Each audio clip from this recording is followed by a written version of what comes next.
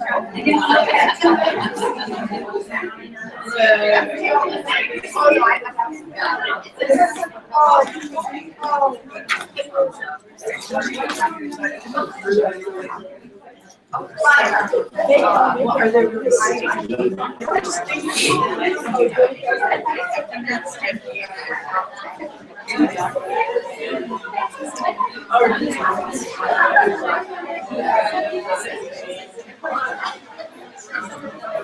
everyone has, they all have obviously something right and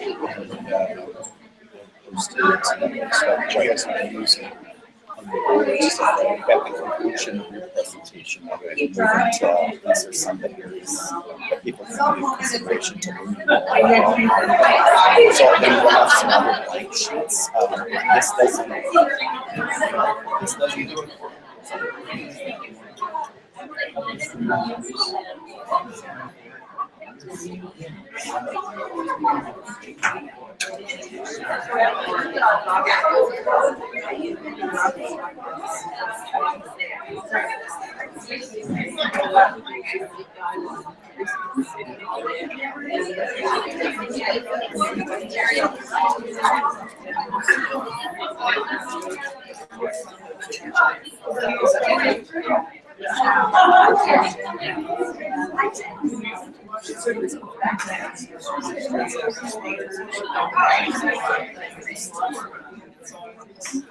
Good morning.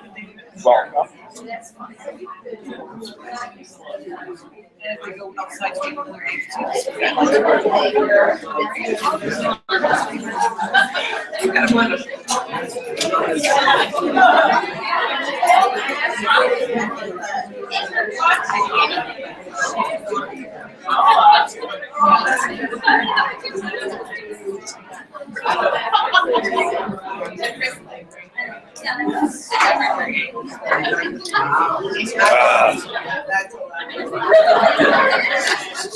I anticipate, Andre, just a few more stragglers here, and then we'll get going here. Okay.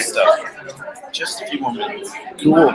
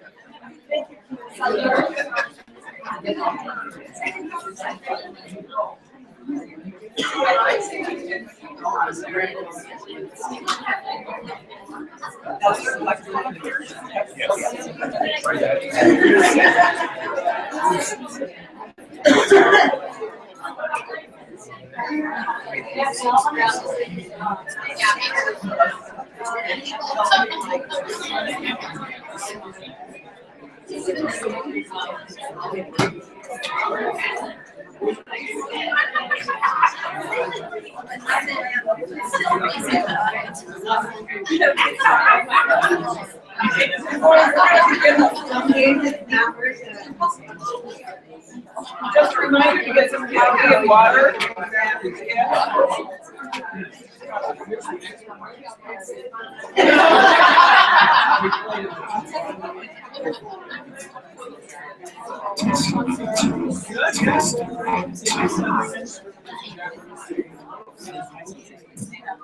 Good morning, everybody. We're going to start in about 5 minutes, so if you can get some coffee and water and take your seats, and we will start. Thank you.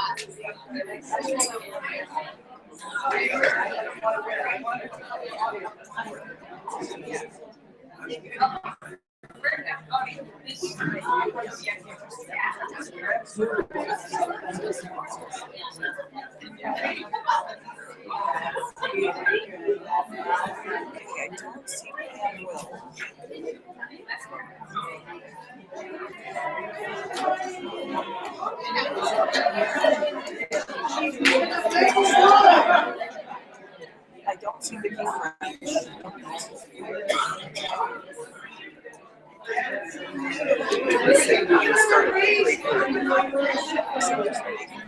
Oh, okay.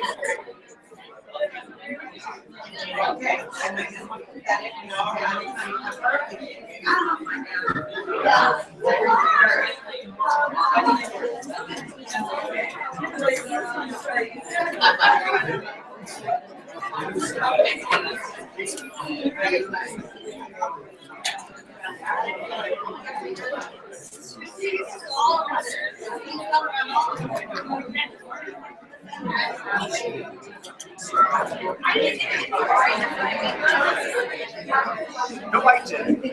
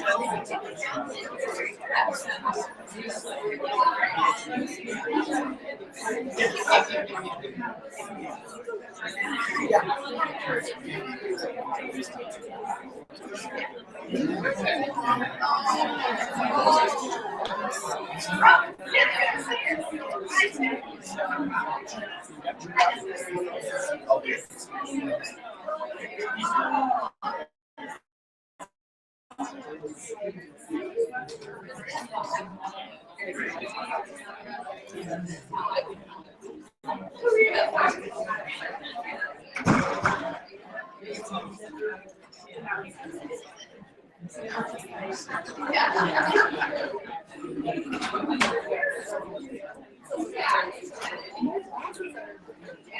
morning, everybody. Can you hear me? Not very well. We're going to go ahead and get started. And hook up this microphone, huh?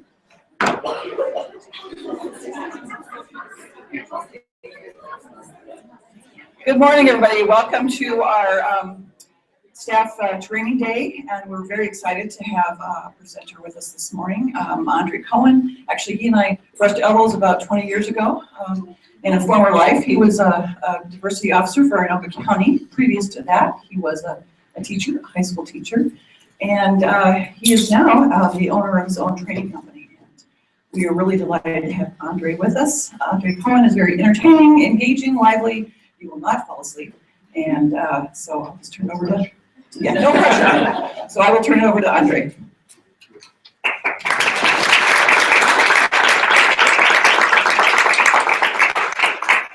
So I find it very interesting. People, particularly in this day and time, are making some very interesting choices. They're making some very bizarre kind of statements about other people, about the world, and that kind of stuff. And I think it's very interesting because people have been complaining about the ADA. Have you heard people complain a little bit about the ADA or have some feelings about the ADA or things like affirmative action and that kind of stuff? And I think that that conversation about all of those things, the complexity of that conversation, is actually quite silly in a sense, because for example, the Americans with Disabilities Act, who was that designed for? Americans with disabilities. Okay, cool. Good answer. Good answer. How many of you plan on getting old? Oh, so it applies to you too, huh? Right. We also recognize that there are demographic changes happening, throughout the world, but more specifically in our workplaces, and people are getting older, and we're getting more diversity that we have to kind of deal with. And so I find it interesting that people are trying to deconstruct things like affirmative action, and we'll spend a little time talking about those kinds of things, when those are the same people who will need it in the future. So we have to be critical thinkers. We have to think about not only what we're doing, but what does it actually mean, and how do we create a world where we all can connect in some very significant and profound ways, because we will either do it or we won't. Our existence and survival depends on it. So come on in, we've been waiting on you.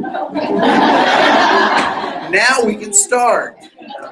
So in the center of the table is a handout, and if you can go ahead and grab that and just kind of rip that seal. Yep, so just rip that seal, which now means you bought it. So this is now your handout, all right? So what I'd like for you to do is, I know you don't know who I am yet, but by the time we're done, you'll know more about me than you need to know. So I want to get straight into the activity. Does everyone have something to write with? A pen, a marker, crayon, eyeliner? If you don't have anything to write on, if you raise your hand, we'll see if we can get you something. Anyone not have anything to write on? Because I know so I was a teacher, so I know what the look is that I don't have a pen or paper. So don't try to fake it, because I can see it. I can see it, right? So yeah, so we'll get you.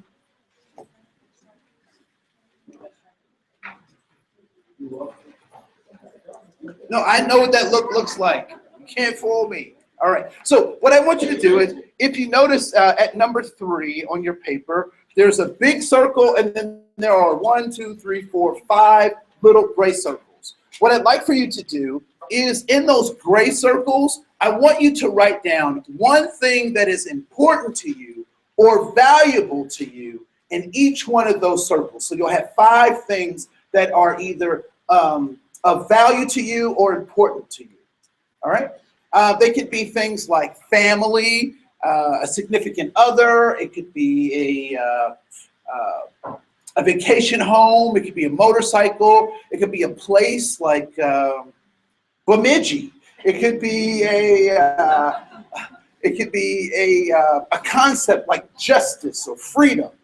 So one thing that you value or that is important to you in each one of those gray circles. All right?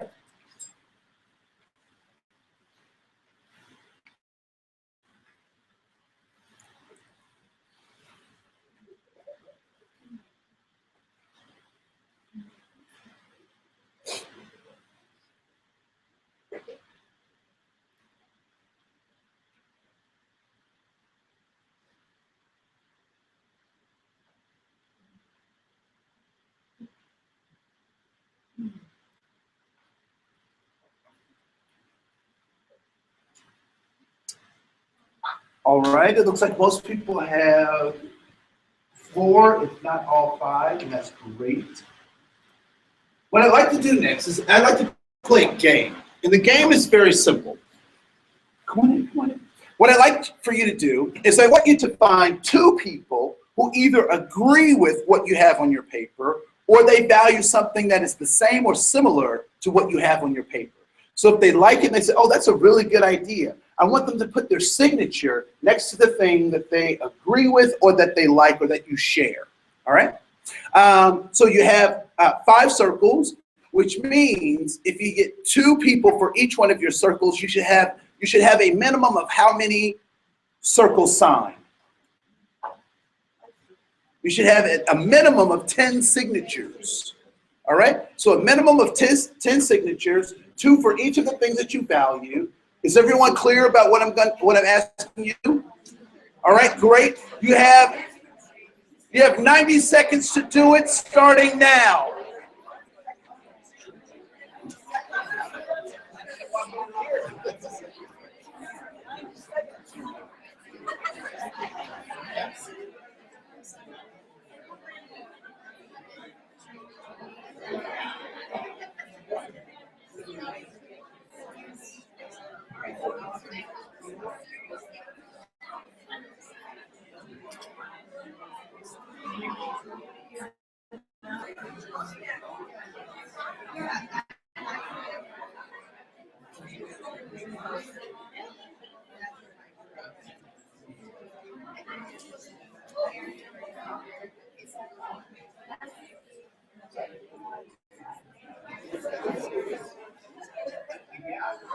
"60 seconds.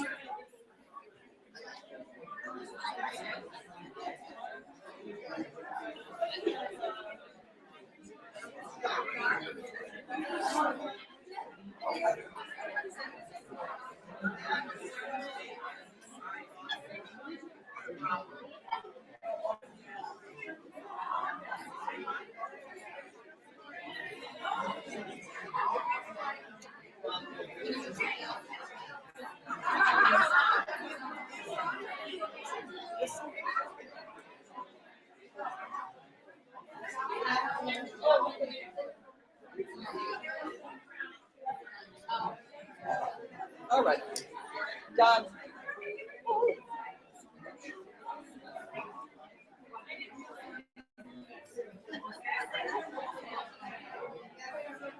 "45 seconds.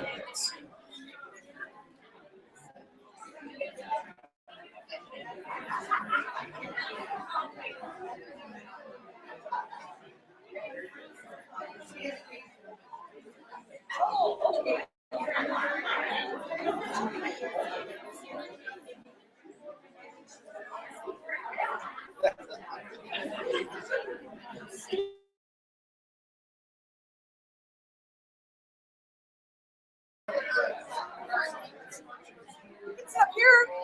It's up here.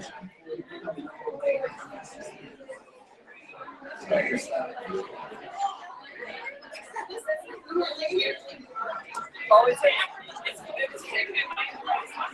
Oh, so here or here? Yeah.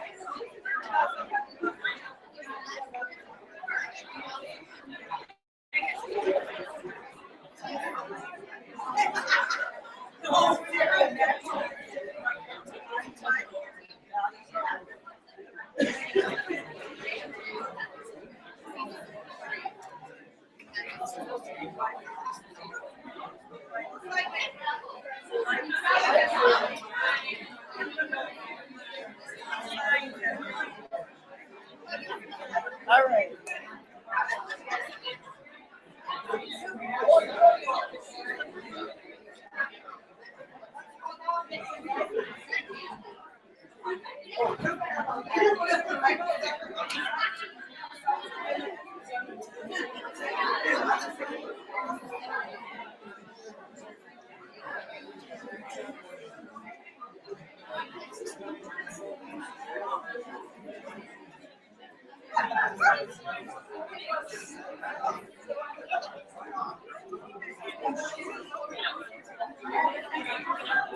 Four, three, two, one.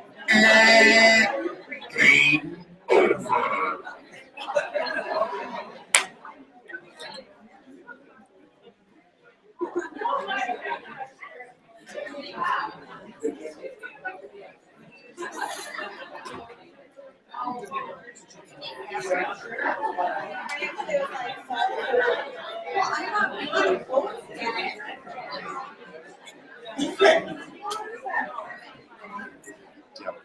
Rose.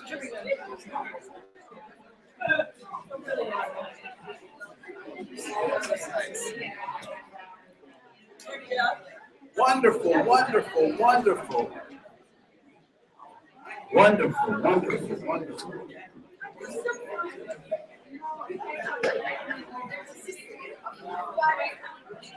So in 1968, my father was a senior in high school. And some pretty traumatic and profound things occurred in 1968. So he was a high school senior. And what one event could have really shaped my father's experience in 1968? The assassination of Reverend Dr. Martin Luther King.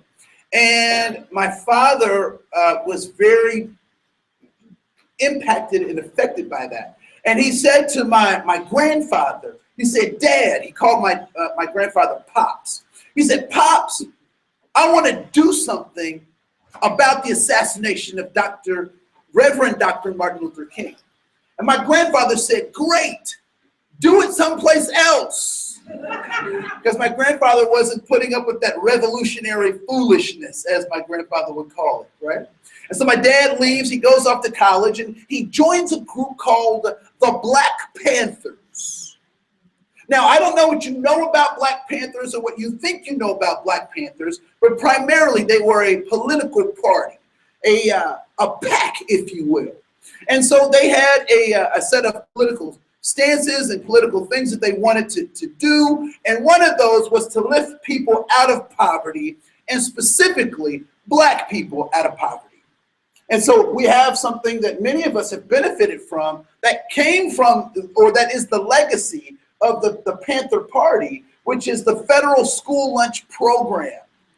So the Panthers believe, particularly in urban areas, and we know this was a practice that happened in rural areas all the time, but in urban areas, the Panthers said, we need to feed kids before they can concentrate on education. And so the federal school lunch program is something that we tip our hats to the Panthers and we thank them for. But something really absolutely magnificent and profound happened to my father that made him say, maybe the revolution isn't for me. So on October 30th, 1970, the most amazing, beautiful thing that could ever happen to my father happened. So my father says, it's time to leave the revolution. There's no health care in the revolution, and the retirement plan for revolutionaries sucks. So he leaves the revolution, and as he's exiting and he's turning in his afro, his standard issue black jacket, as he's leaving the revolution, he gets a call from God. Now, what happens when you get a call from God? You answer. I was in one session, and the guy said, "You run." I said, "Sir, what is your name?" He said, "Jonah." I said, "Oh, okay, I understand now. I understand." Right? So he answers this call from God.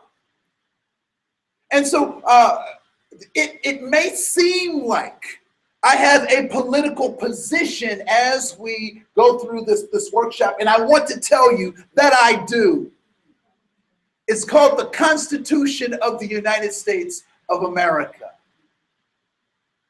And it may seem like I'm preaching to the choir, but in the words of my father, the choir needs preaching too. And so as we have conversations together, I want you to think about not only just the political aspects of what we're talking about, but there's a spiritual dimension that I hope will be clearly unfolded in our presentation. And I'm not talking about some spooky stuff. What I'm talking about is how we connect to one another's hearts. How are our hearts knitted together? Because all of the avatars that came before us that were trying to help move some social movement were trying to knit our hearts together. Knit our hearts together. But there are evil ones out there that are trying to discourage us from being curious. I cannot be curious if I am afraid. There are fearmongers out there. There are fear monsters. There are people who want us to be afraid of ourselves so that they can benefit. And we'll talk about that. We'll talk about that. So back to your game. So as you were going around the room, and you were getting people to sign on things, were there things that you saw on other people's papers that you were like, man, why didn't I think of that? I should have wrote that down. What were some of those things that you saw on other people's papers that you were like, I should have wrote that down for myself?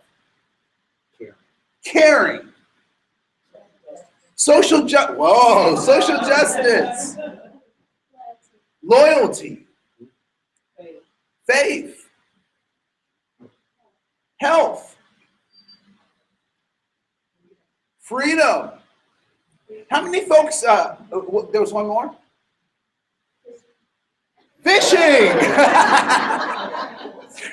She's like, fishing. Now, speaking of fishing, I can't wait till the spring because I'm going to try a new sport, fly fishing.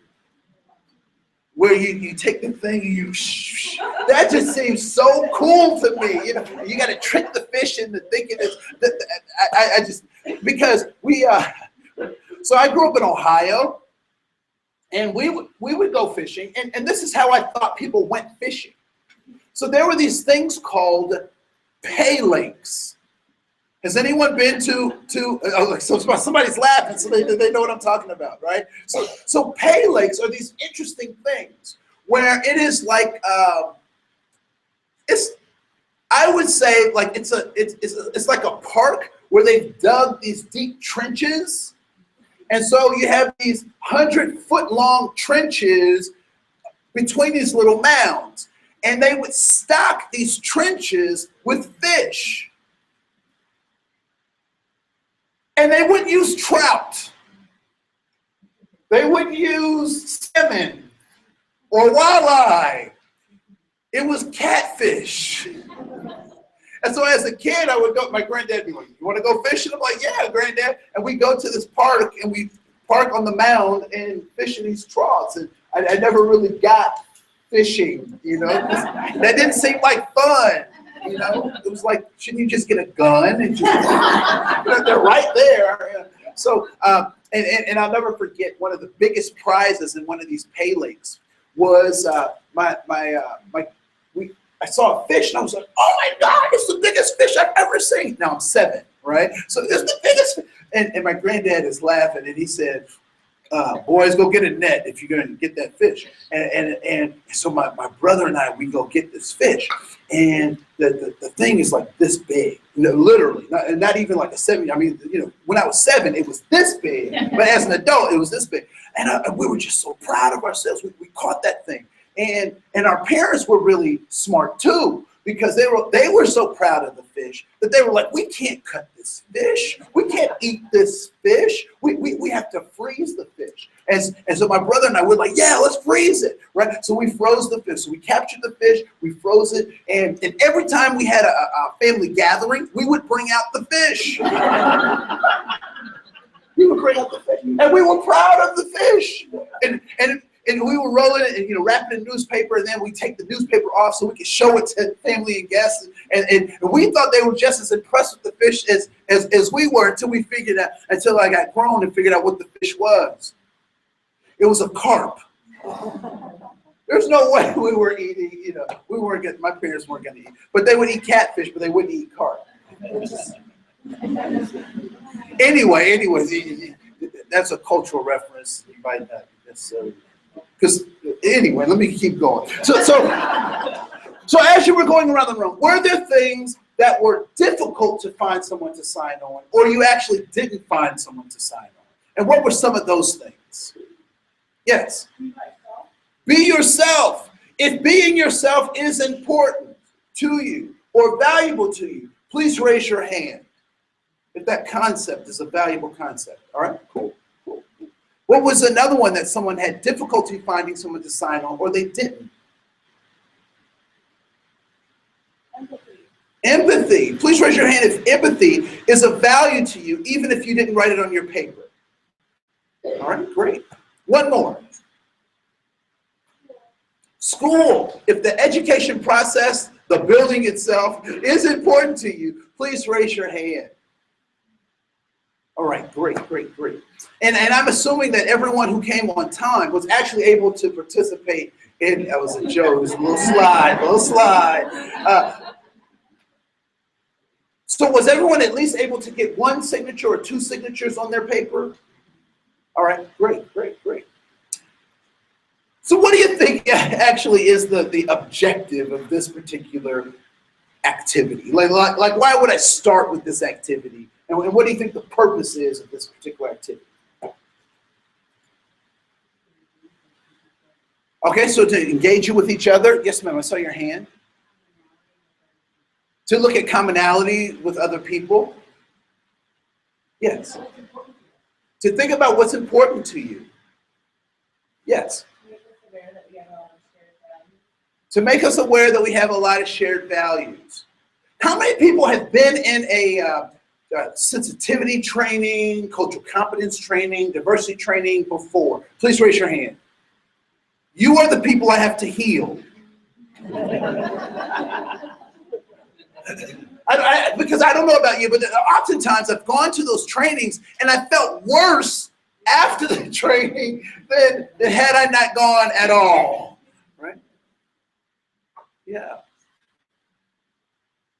And I think in a lot of trainings that folks spend a great deal of time talking about our differences, but I don't think we balance that very well with talking about our similarities. I mean, I look at the great Ronald Reagan and what he said at the UN. He said, if aliens were to come to the planet today, all of our human differences would mean nothing. I'm paraphrasing. Right? We would see how much more we have in common given the other.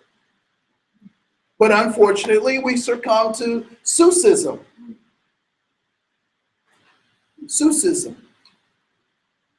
That, Dr. Seuss, Cat in the Hat, right? So he wrote the story called The Starbelly Sneetches.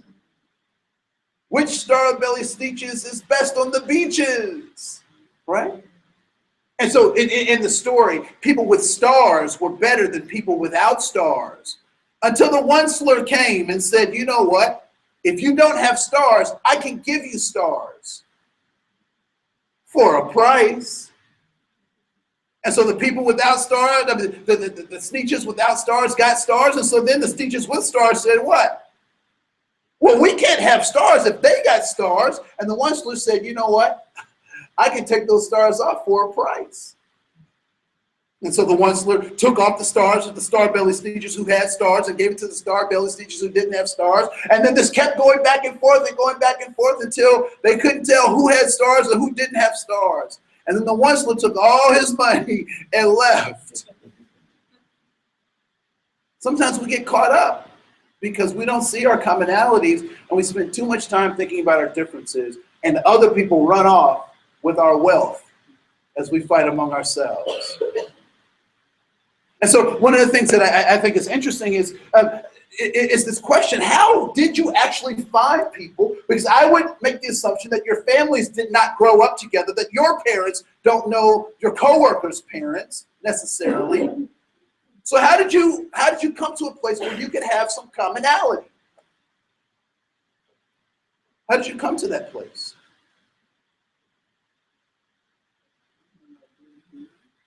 By being human. This will shock most of you. This will shock you. I was not born black. I'm not suffering a reverse Michael Jackson, anything, you know. I'm not going through a medical procedure. I'm okay. I'm okay. So 1970, October 30th, my mom's in the stirrups. And my dad's trying to give her some ice chips. And she's like, get those things away from me. This is your fault in the first place. So it's and so the doctor hands, so I'm born, the doctor hands, takes me in the 70s. They had some really bizarre, archaic behaviors. So what the doctor did was he turned me upside down and he slapped me. And so I did what any self-respecting young man would do, and I slapped the doctor back. That's actually an old Richard Pryor joke, and the only one I can tell. So the doctor hands me over to the nurse. The nurse starts taking my vitals, how much I weigh, how long I am, making sure I have 10 fingers, 10 toes, so she can report that back to my parents and whatnot. And then she goes to the most impactful part of her chart that changes my life forever. The category of race. So she looks at my parents. She looks at her chart. She looks at me. And in the 70s, there were three, in Dayton, Ohio, there were three choices: black, white, and other. Those were the three choices. So she's looking at her list, and she looks at me. She looks at her list. She looks at my parents. She looks back at her list. She looks at me. She makes her decision. And what decision do you think she made? Black.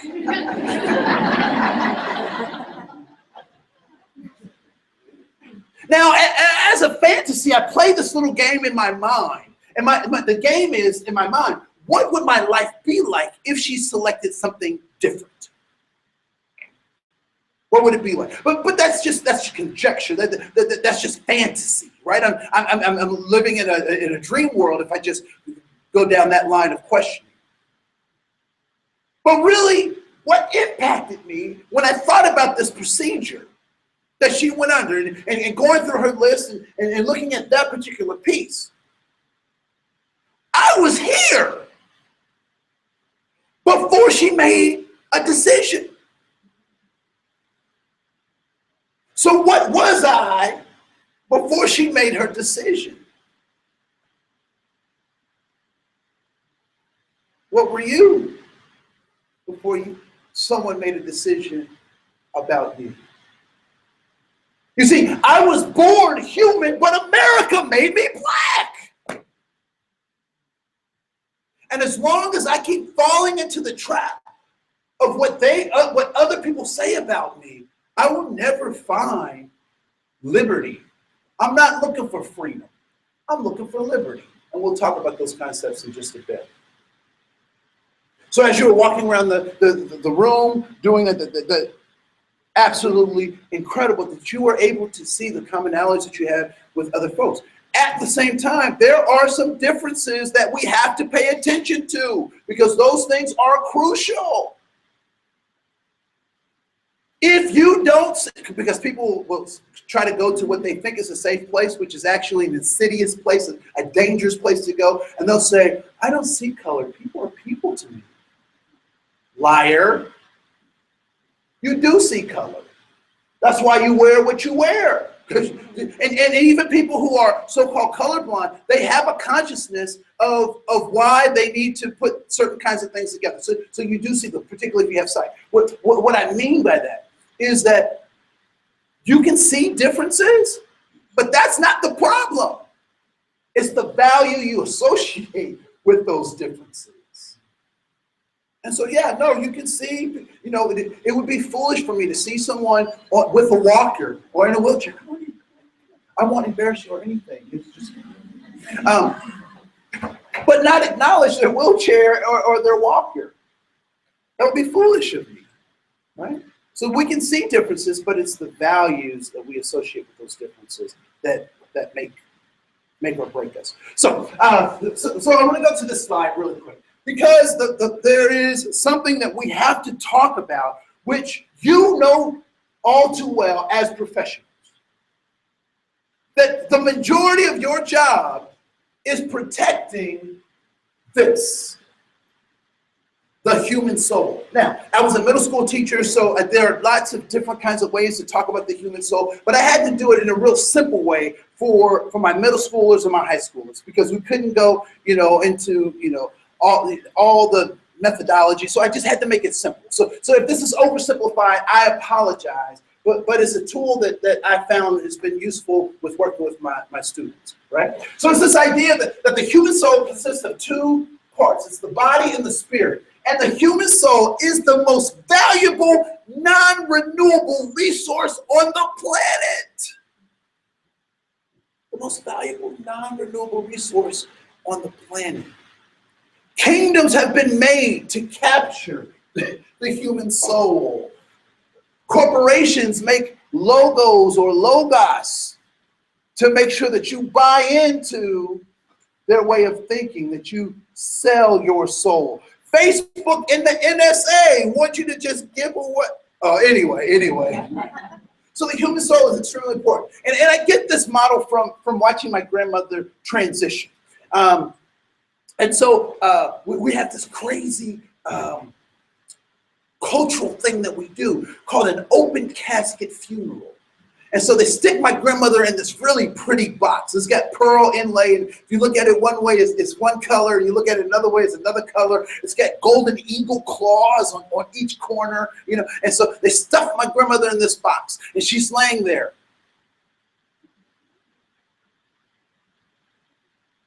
And they've done a horrible job with her makeup, because my grandmother, she wouldn't put all that rouge on. That's too much, right? And those colors that they put her in, those weren't very flattering to her.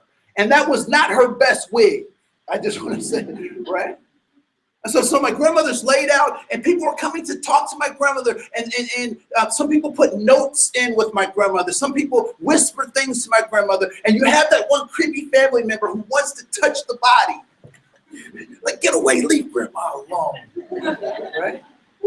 What's the problem with their interactions with my grandmother?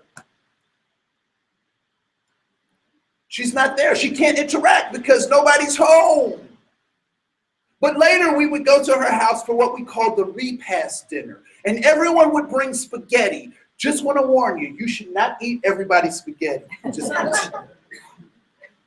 We have spaghetti. And then we're going through the photo album, and people are telling stories about my grandmother. They're telling lies about my grandmother. And it feels as though my grandmother is there. But she's not, because her spirit can't animate anything. And so when the body and the spirit are connected, we have the human soul. But there are monsters. There are creatures out there that are trying to destroy the human soul. And so they attack the human soul in such a way that they create a void. And so part of what we're trying to do, I never forget. So we were doing some service learning projects over in the Midway area of St. Paul. And there's right on Fairview and University, there's the Episcopal homes, right? Now, when we were there, there was a home. Now it's like, woof, right? And so I remember one of the volunteer coordinators. Now, I had kids that looked rough. They looked rough, you know, pants hanging down, attitude, blah, blah, blah. Just the kindest hearts. And we would go over to the Episcopal homes, and we would play bingo. We would help them.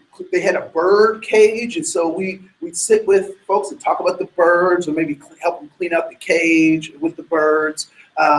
We would,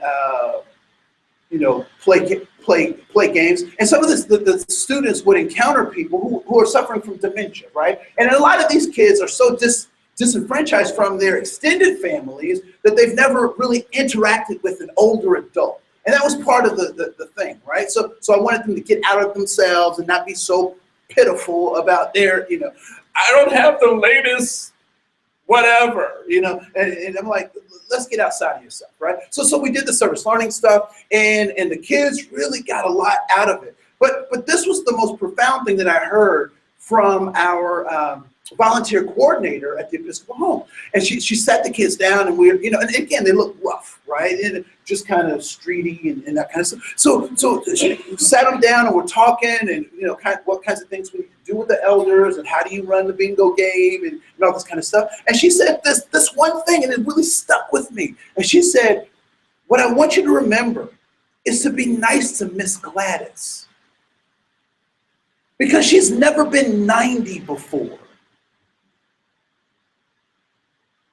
It's like, yeah, you're right. She's never been 90 before.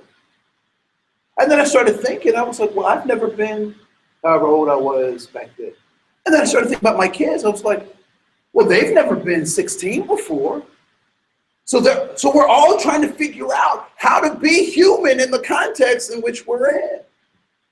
And so that gave me hope. But this void starts forming when we break the soul. And there's a monster waiting for this void to happen. And the monster is called free market capitalism. I don't know about you, but I've seen very few commercials on television that make me feel good about being a human being. Except for the herpes commercials. Those people are living life. Right? What does this free market capitalism say? It says, if you are not complete, buy my product and it will complete you. It will make you happy. If you're not attractive, just spray the spray and indiscriminate women will come crawling right? Use this hair solution and you'll lose 50 pounds. All of these things. And so this idea of the free market consumerism is there to fill that void. But we've had avatars that have taught us that this doesn't work. You can't fill the void with stuff. Janis Joplin, Elvis Presley, Philip Seymour Hoffman, Michael Jackson, Robin Williams. People who are supposed to have it all, but they still had a hole in their soul. And so we have to protect the human soul. I'll never forget when I was in elementary school, they had this television program that they called a mini-series, which I think is kind of bizarre because it was on for 3 hours a night for 10 days. So I can't imagine what a maxi series would have been like, right? But it was a show in the late 70s, early 80s, based on the book by Alex Haley called Roots. That was the name of the miniseries. And my parents wanted us to watch it because they thought it was a pretty profound thing. But there were certain pieces they didn't want us to watch. And so and I don't know if any of your parents ever did this, but if you're watching a movie, my parents would say, cover your eyes at this point. Not leave the room, not turn it off. They would just say, cover your eyes. And we would, just like this. And I think it was mostly to make my parents feel better about what was going on, right? So there's this opening scene where they've taken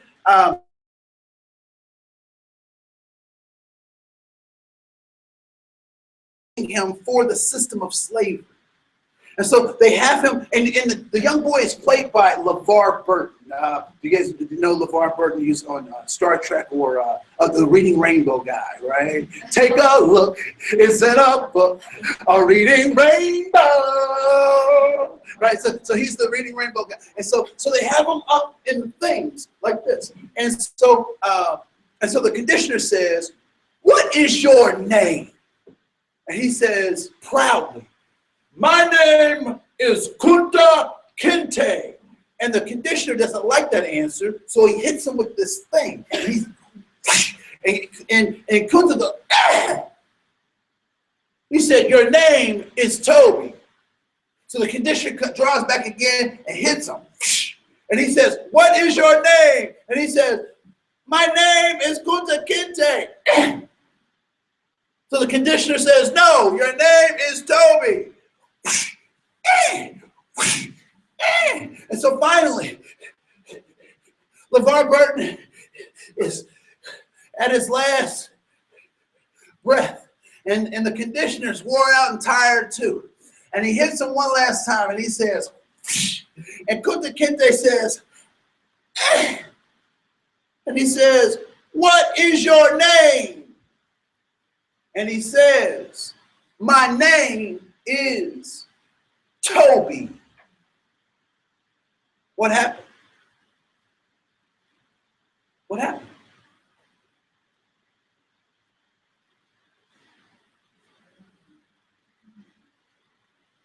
They broke his spirit, separated his body and his spirit, crushed his soul.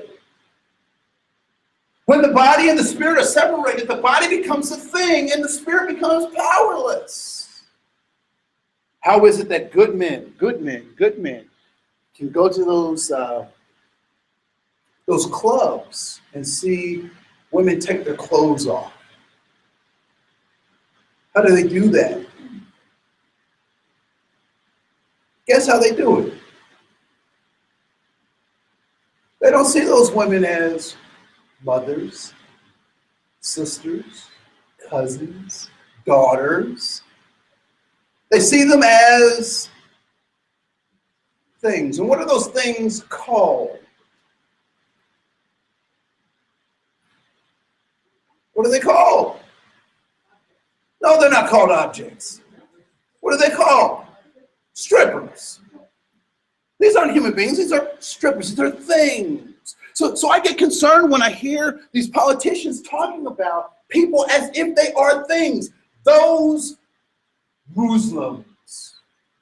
Those, but no, these aren't things. These are human beings. Now, I don't know if how many people listen to NPR or NPR or whatnot. But I found it interesting that there was a rally that one of the political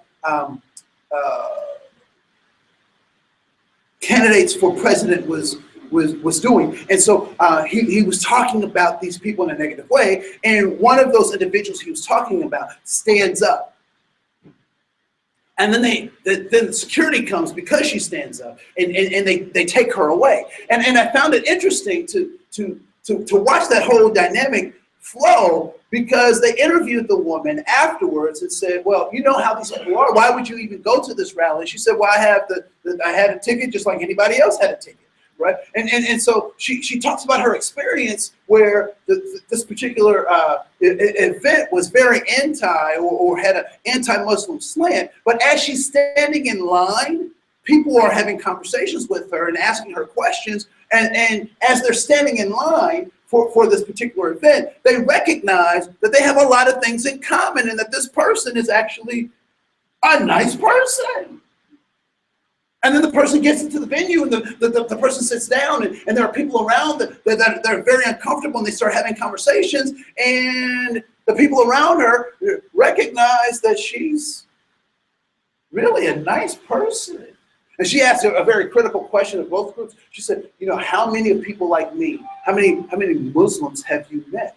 And they answered, well, I really haven't met any Muslims. So what's your fear based on? What's your anxiety based on? And ironically, I went back and I watched the clip because I saw it on YouTube. And there's a part in the clip where they're asking the woman to leave, and one of her neighbors reaches out and grabs her hand. Not quite brave enough to stand up and say, leave this woman alone, but at least she grabs the woman's hand and says, stay. When we're not protecting this, we're violating. We're violating. Why do we have organizations like yourself? Because you're trying to protect this human soul. This is crucial. The dignity you're trying to get to people is the dignity I want to have when I become those people. I thank you and I support you because I want to be respected just as when I'm in need of help as when I was given help. So I salute you. So let's go back to these 5 circles. Now I find it very interesting that when we talk about those 5 circles, I've done this a lot, and there are things that that come up for me that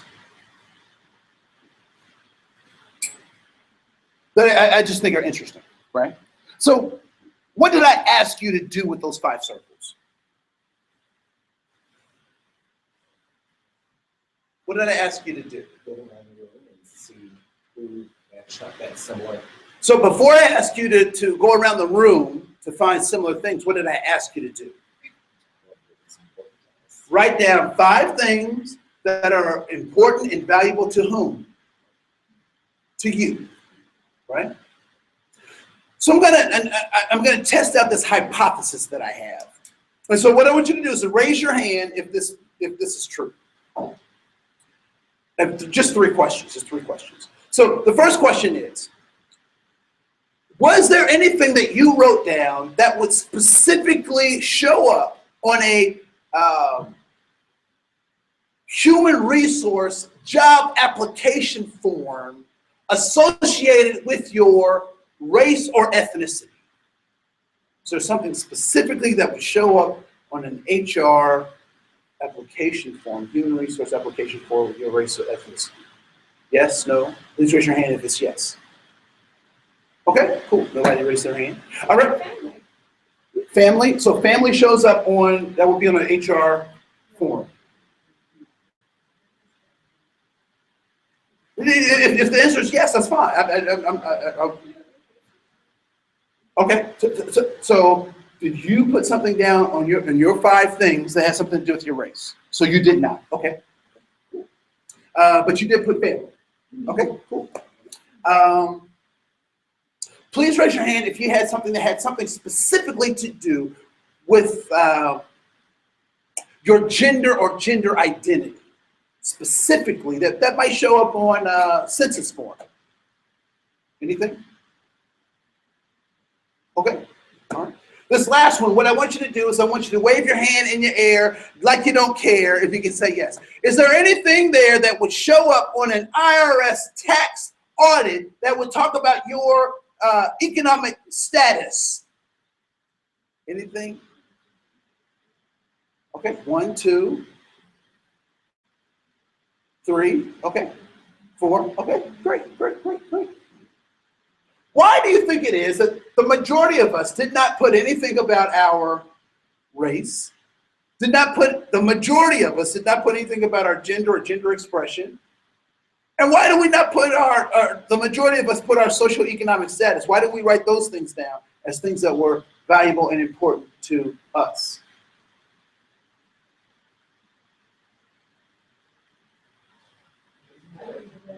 So we take it for granted, does it matter? Yes. Because we're afraid that somebody else is going to see it? Yes. We don't feel defined by those things. I'm going to let you off the hook. You did it because you were smart. You did it because you're smart. I asked you to write down things that were important and valuable to you. Now, those other things may be valuable, they may be important, they may even be things we're embarrassed about talking about. But they're not as important as the things that you wrote down on your paper. And do you value more than 5 things? Yes, you value more than 5 things. Did you take the top 5 and put them down? I don't know. Did you select from random? I would probably guess that was probably true. But you value similar things. What you value is different than what the world values of you. Here's an example. Barack Hussein Obama. President Barack Hussein Obama. How does he show up in the world? What ethnicity or racial category would people say that Barack Hussein Obama is? Black or African American. The truth is much more complex than that. His dad was a black man from Kenya. His mother was a white woman from Kansas. They got together and they Obama'd. And so as much as he is a black man, he is a biracial or multiracial man. And as much as he is a black man or multiracial man, he is also a white man. Can you see Barack Hussein Obama walking around saying, I am a white man? It was hard enough for some people to believe he was born, but that's a whole nother conversation. And so it's important that we understand this idea that we have to protect the soul. We have to protect the soul. And so I think about this stuff because I think I'm pretty smart. And, I have a master's in educational technology, so I know how to use computers and whatnot to teach stuff. And I'll never forget, I have one of these devices, and these Apple devices, and I'm really proud of it, And, I was doing something, and I was at my, so I'm doing some stuff, and my niece picks up the device, and she, now, at this point, she's probably about 16 months, right? And she, Elmo, right? She finds Elmo, and she's doing the little thing. And I'm looking at him like, this is just incredible. These Apple people, they know what they're doing. I don't know about you, but do you really know how those phones work? Like, I understand the basic stuff, but for the most part, it's magic. Right? It's just magical, right? Now, and so I had to back up and say, wait a minute. My little 16-month-old niece can operate my iPad. Oh. A lot of times, so I do a lot of trainings and people talk about concepts like white privilege. Anyone ever heard someone talk about this idea of white privilege and whatnot? Yeah. Or that Black people have, or people of color have, internalized oppression. Anyone ever heard a concept like that? Right? So what I found is the failings of many diversity trainings is that they don't understand what Apple understands. What Apple understands is we've got the best technology. We're good at what we do. But if people can't use it, it's no good. Because other companies may create oxymorons, like Microsoft Works.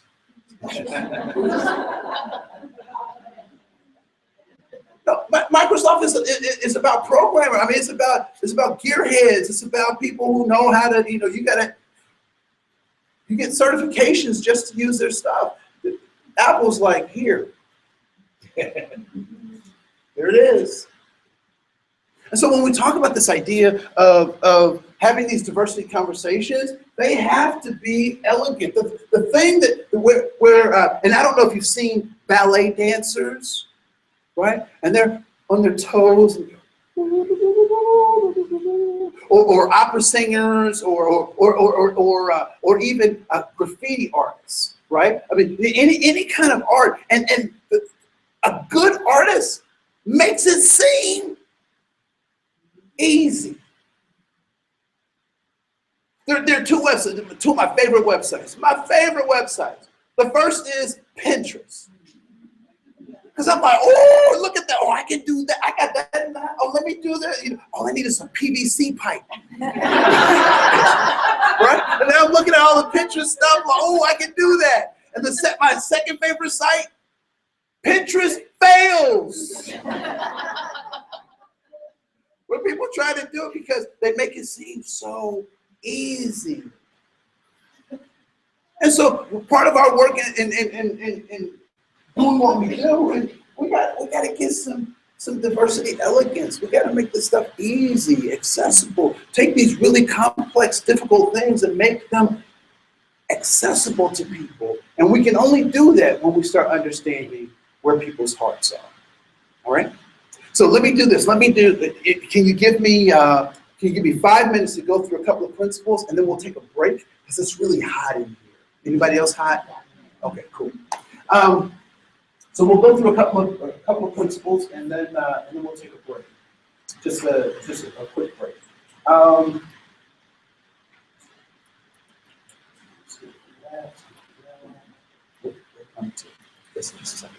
So let's go over to number one. I'm going to talk about 4 truths of human beings. So the first truth is this, that human beings can learn, change, and grow, even if you don't see evidence of it. That was the hope my parents had for me. I had this bad habit of, and I don't even know how I did it, but I would walk and drag my feet in some, and my pants weren't even hanging low. I mean, I don't know why I would just do that. But it's amazing what happens when you buy your own shoes and your own pants. What kind of behaviors you stop doing. Right? So people can learn, change, and grow, even if we don't see evidence of it. Next is that people do what they think works, even when what? Even when it doesn't work. They do what they think works, even when it doesn't work. And why do they do that?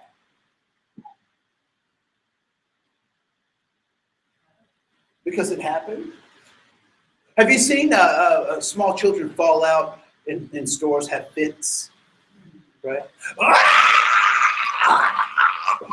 Why do you think they're using that particular behavior at that particular time? Because it's worked in the past. Parents are like, stop here, take the sucker. And now the kid's like, oh, that's how I get a sucker. Right? Because it's worked in the past. But what does the child fail to realize?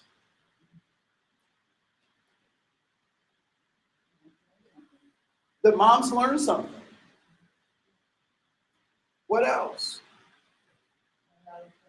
It's not always going to work. And oftentimes the context has changed. So you did that at Target, but now we're at Neiman Marcus. You can't do that. Yeah, the context has changed.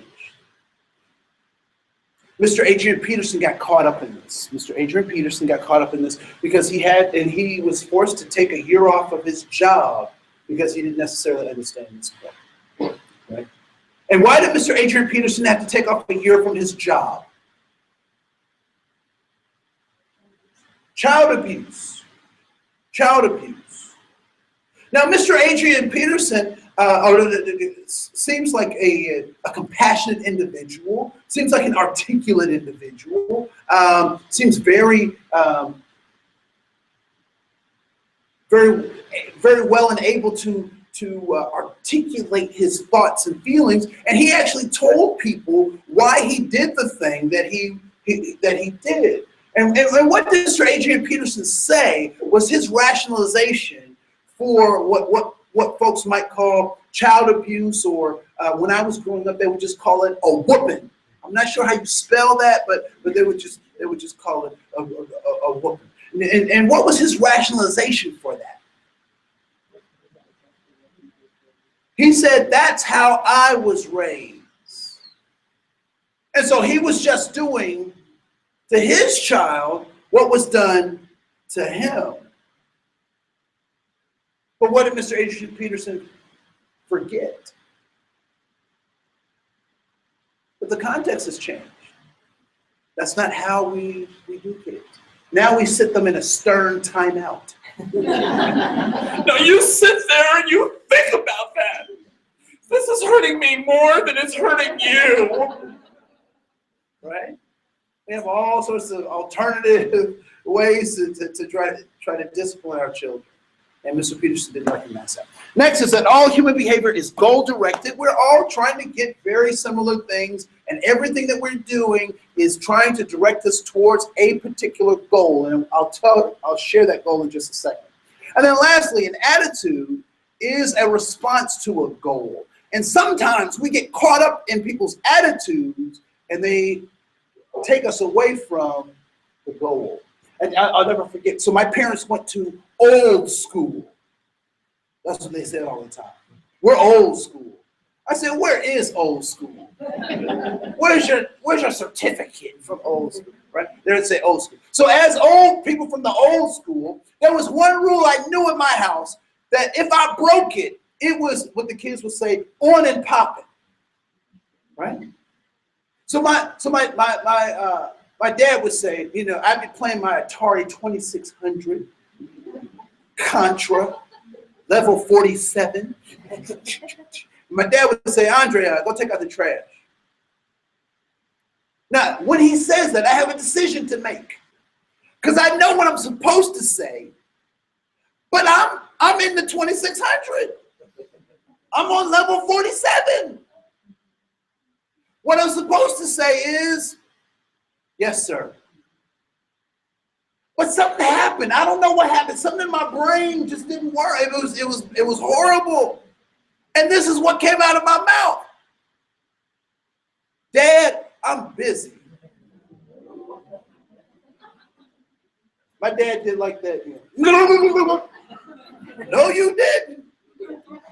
Boy, take out that trash and blah, blah, blah, blah. But Dad, boy, go to your room. As a kid, I was like, yes. Because I didn't get to take out the trash. And then finally, my parents figured it out. My dad would say, boy, take out the trash. Dad, I'm playing take out the trash. Why do I have to be the one to always take out the trash? Boy, take out the trash. There's other people in this house taking out the trash. Boy, take out the trash. What did my father realize? What did he realize?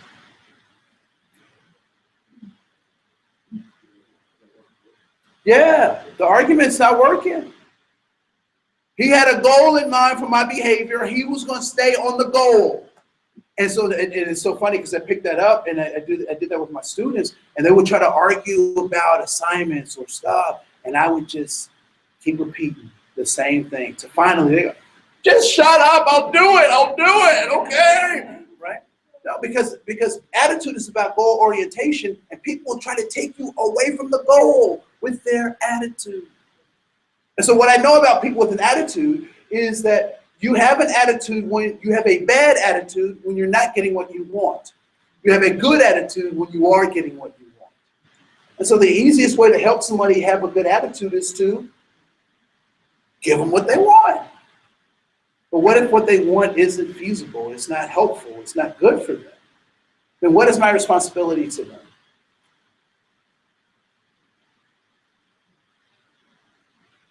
What if I tell them, this is what you want? How's that going to go over? Not so well. So as a helper, my job becomes to help them what? find another goal. Right? Help them find another goal. And ultimately, what people's goals are is that we're looking for significance, belonging, and safety. Significance says that I am a person with purpose and power. I was born for a reason. Either that reason has been given to me by God, or I've decided what that reason is, what that purpose is. And so we're all people with significance. And we want to belong. We want to be in relationships with people who understand our purpose and power.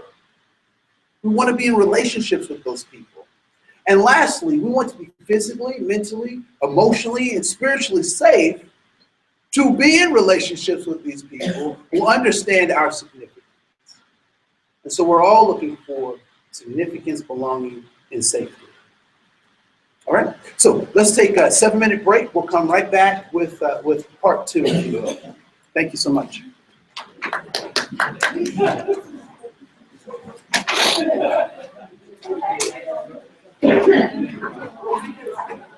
Yeah, it is.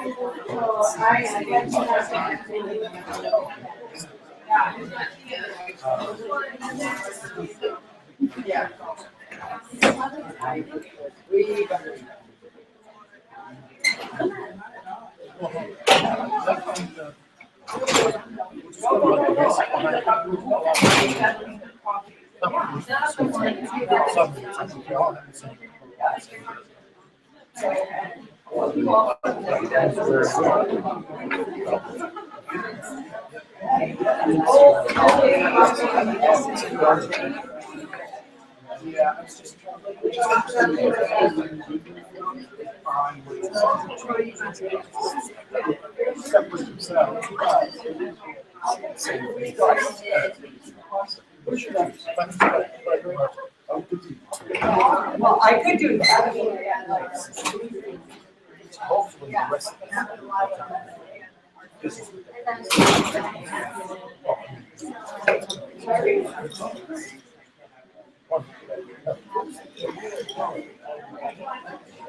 It's funny how you took a story and someone's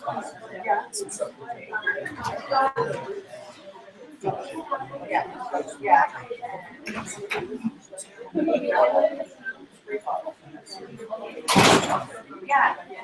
you? Thank you.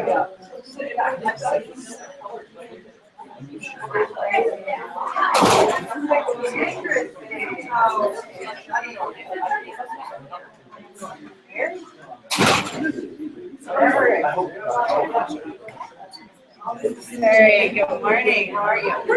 Yeah, behind your sister and your brother-in-law at church. But your dad, Chad, a big birthday. Saturday. She actually went to 4:30 at their own church. Well, I did too. I was actually at Holy Spirit. It's like yes, cruising. You know, since I have to drive now, before it was no brainer. It was like walk to church, you know. So why get the car out? Like exactly. But now that I have to get the car out anyway, you get to wait all night at 4 o'clock instead of I hear you. No, but I was like, I was like so lazy the other day, but I was going to find out.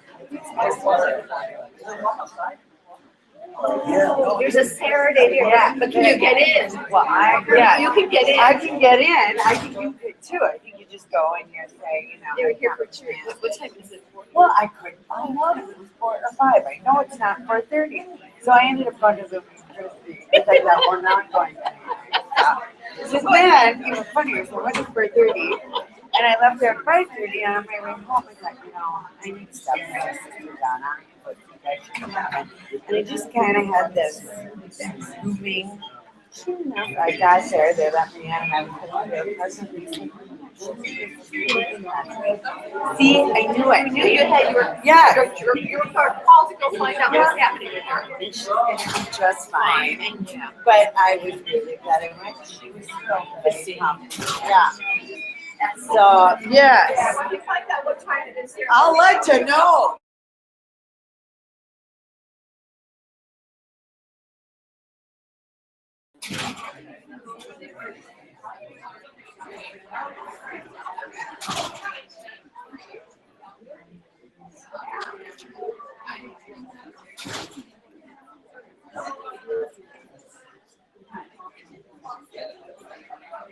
How are you? Good, I'm married. Yeah, good quality. Good. So what do you think so far? Good. Good. Yes. Oh, good. No, that's.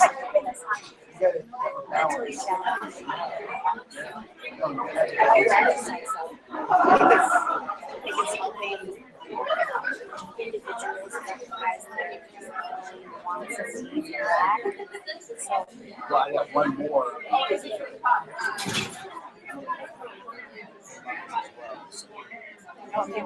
Trying to make sure I save time for it. So, Oh, yes, make sure you do that. yeah.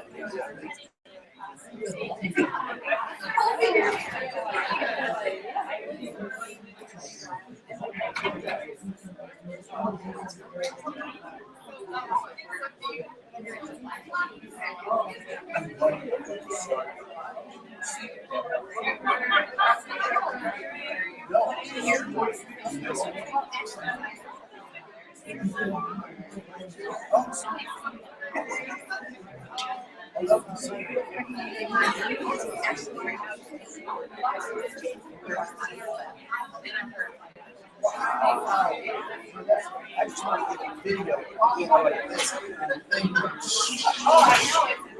I don't.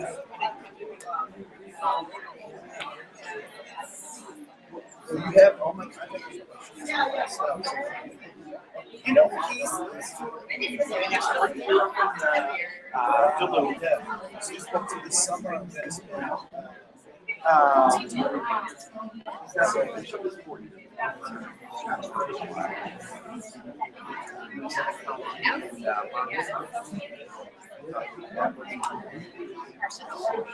Yeah, we just need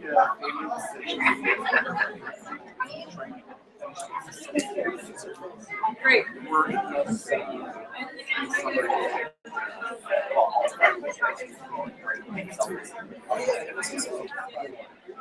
yeah, I can't wait.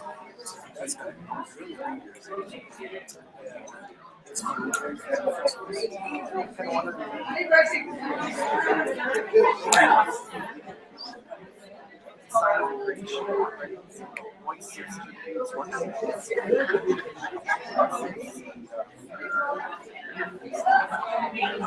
know it took me forever.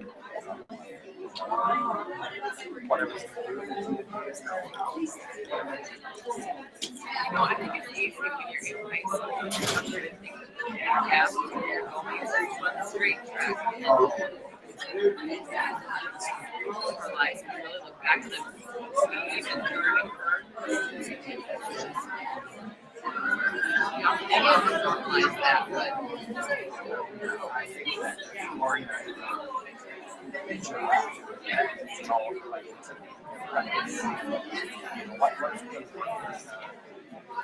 Yeah.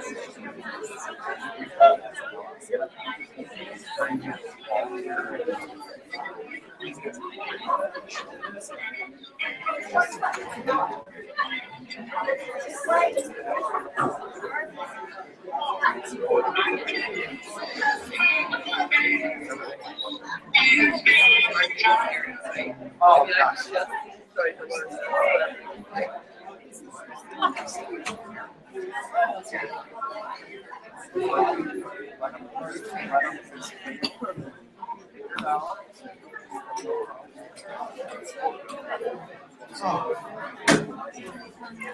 Hey, good to see you this morning. Good, good. David Andre, nice to meet you. Good to meet you. Good to meet you. My buddy was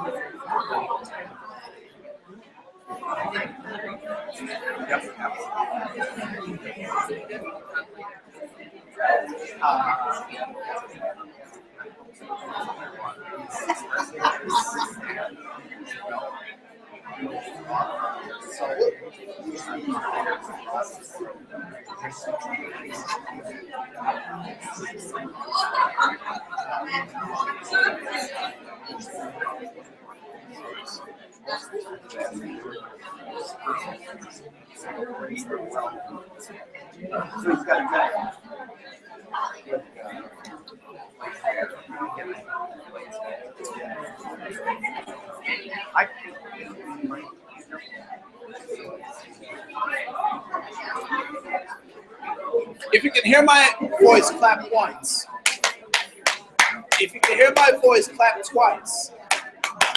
If you can hear my voice, clap 3 times. If you can hear my voice, clap 4 times.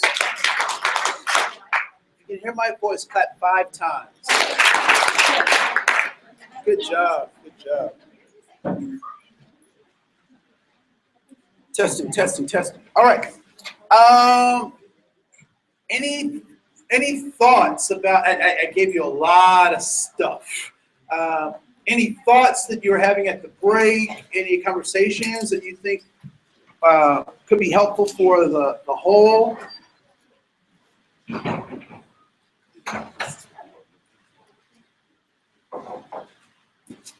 How are folks feeling so far?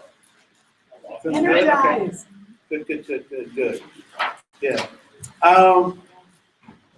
So yeah, most of the stuff that I'm sharing with you are things that I learned as a classroom teacher, which is interesting because I thought I knew stuff before I met those kids. And those kids taught me. I didn't know squat. And so, so many of the things that I'm sharing with you are things that I learned from them. And so in trying to reach young people and teach them, I had to go to alternative ways of looking at the world and looking at models and all sorts of stuff. And so I'm going to share a video with you that it's so funny because I spent probably about 4 to 5 weeks just on this one video, unpacking the video with my students. And so I'm going to share it with you. There are some caveats though. So I got this off of YouTube, and I didn't make it myself, but I like to use it because I think it's powerful. But there is an animated voice associated with it that is also. Is anyone familiar with T-Pain? Okay, so for those people who did not raise your hand, T-Pain is a hip hop artist, and he uses this thing called auto-tunes to create these tapestries of urban music. And he makes such masterpieces like "I'm in Love with a Stripper," only to be followed by his second best-selling album, "I'm in Love with a Bartender." Yeah, so you can kind of see where T-Pain is going. And so I figured, look, he uses auto-tunes, and this video uses auto-tunes. So you can use auto-tunes for evil or for good, but you decide. Imagine if he had met a stripper who was a bartender. I don't know. He would be. He said, "What if he ever met a stripper that was a bartender?" He missed our earlier conversation, right? So, where he would be. What? So please pay attention to the video. Don't be distracted by the auto-tune stuff. I think you'll get it. You'll be able to hear the message and the messenger. And if not, there's some subscript that you can follow along at the bottom. And as you're listening to this, as you're watching this, I want you to think about what messages or what themes is this presentation trying to get across. All right? So what themes, what messages is this trying to get across?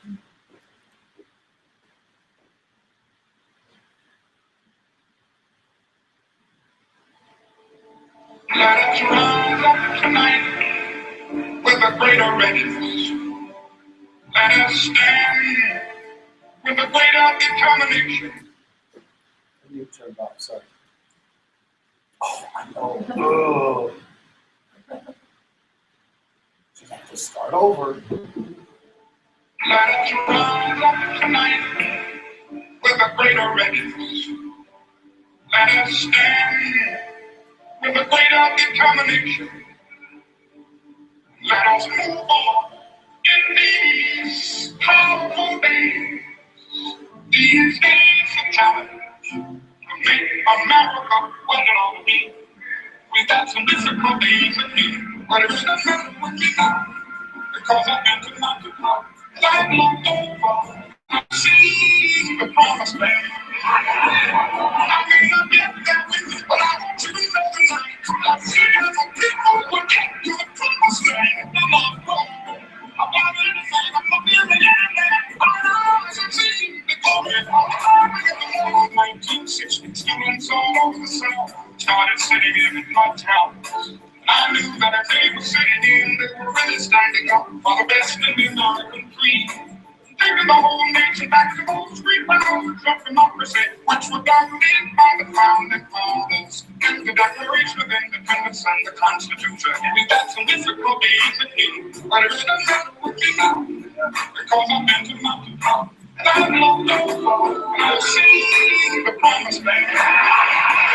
I may not get there with you, but I want you to know tonight, I've seen the people will get to the promised land. I'm not wrong about anything, I'm not feeling anything. I know I've seen the glory of God. 1962, when they rose to Norway, Georgia, decided to straighten their backs up. And whenever men were straighten their backs up, they're going somewhere, because a man can't run right to back religion again. 1965, black people can wear an battle around the conscience of this nation. Brought in the big civil rights bill. Later that year, August, I was trying to tell America about a dream that I had. We got some difficult days ahead, but it's not matter with me now, because I've been to mountain top. And I've looked over, and I've seen the promised land.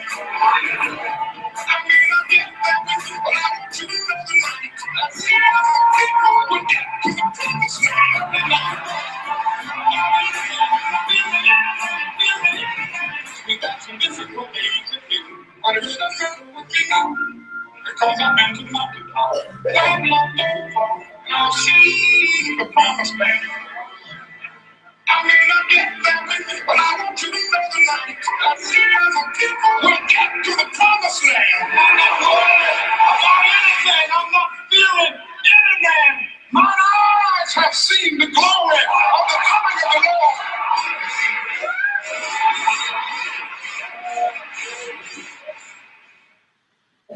So at your table, I want you to take just a couple of minutes and talk about what do you think were some of the themes that were presented in this presentation. So I'll give you about 2 minutes, 3 minutes to talk about what do you think the themes were that came out of this presentation.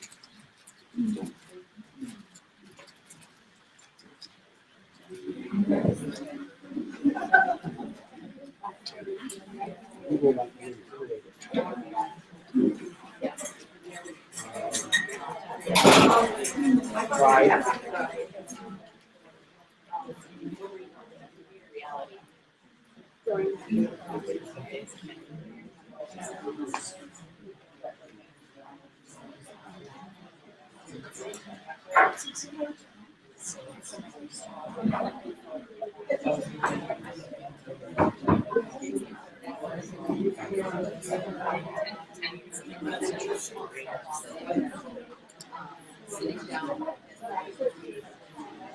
Out of determination.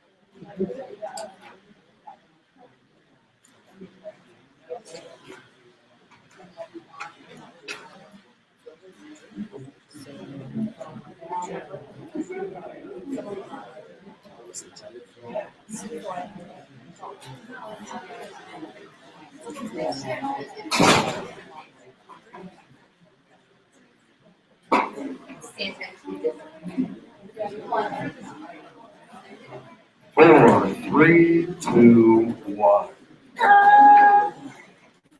So as you were, so what were some of the thoughts? What were some of the themes that came out of this particular presentation? We will not be intimidated. That we will not be intimidated. Hope. The call to action. Determination and persistence in the face of resistance. Determination and persistence in the face of resistance. That sounds like my next book title. But that was good for all that alliteration. Yes. Faith that we're going to get it right eventually. Yes.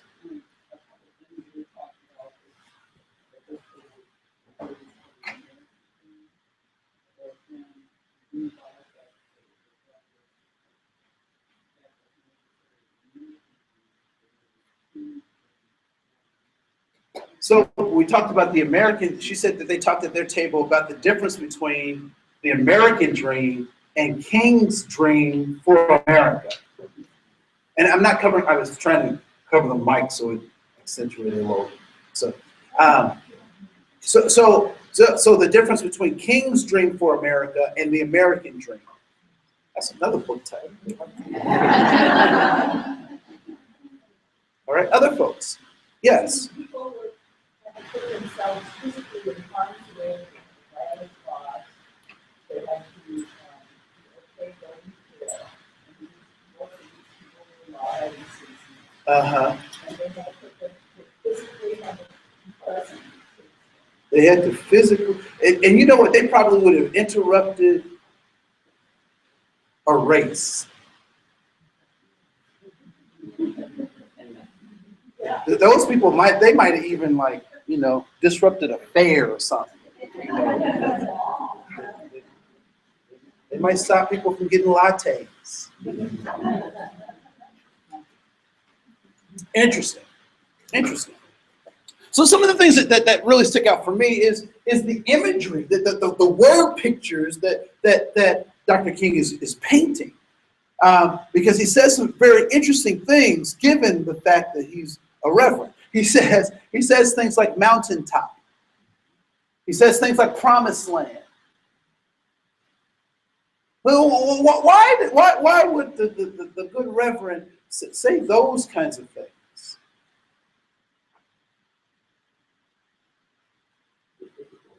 Because they're biblical references. And why would a reverend Because he was in the Bible Belt. Because he was in the Bible Belt.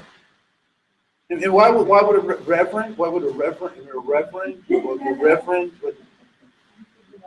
Because he's a reverend. That's right. Good answer. Right. So he's going to stay on topic. He's going. If I work for Energizer Ever Ready and I bought Duracell batteries, what would you think about me? Right.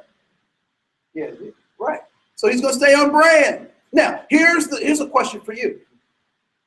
What speech was this that he was giving?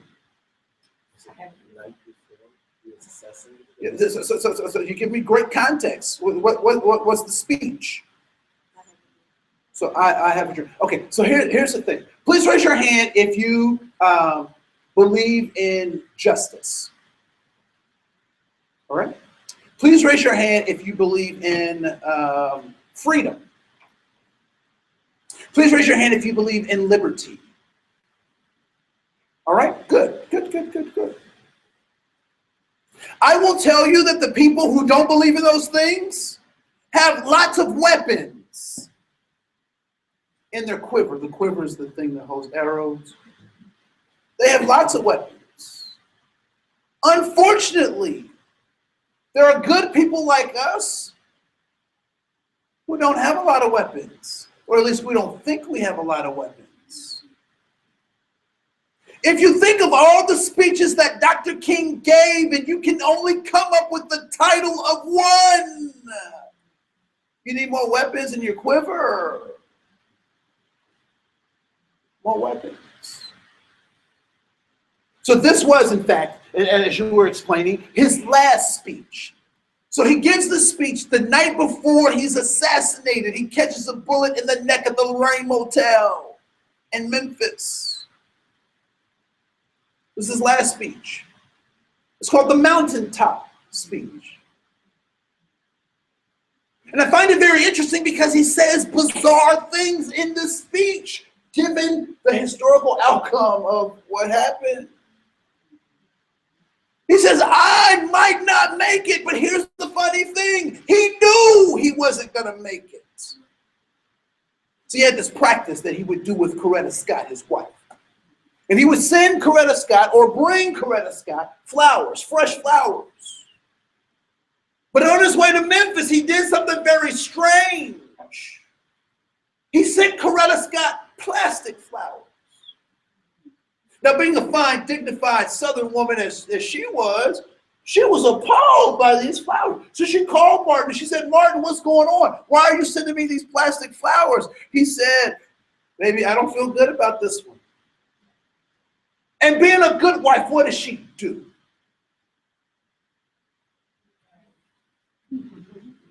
So if your man is feeling bad, you start crying. No, she encourages that man. She's, no, Mark, it's fine. You're going to be all right. You're going to come home. You're going to do well. And he says, baby, I don't feel it. I don't feel it. And she's encouraging him. And she said, well, what's going on with these flowers? I still don't understand the flowers. He said, I want you to have something to remember me by. She never got married. The dream of the legacy was so heavy that she couldn't do anything else but carry out the dream. How do you feel about your family's legacy? Can you be anything but what they want you to be or what your mission is to carry out? I'm going to live my life in such a way that my daughter can't be anything else but a Cohen.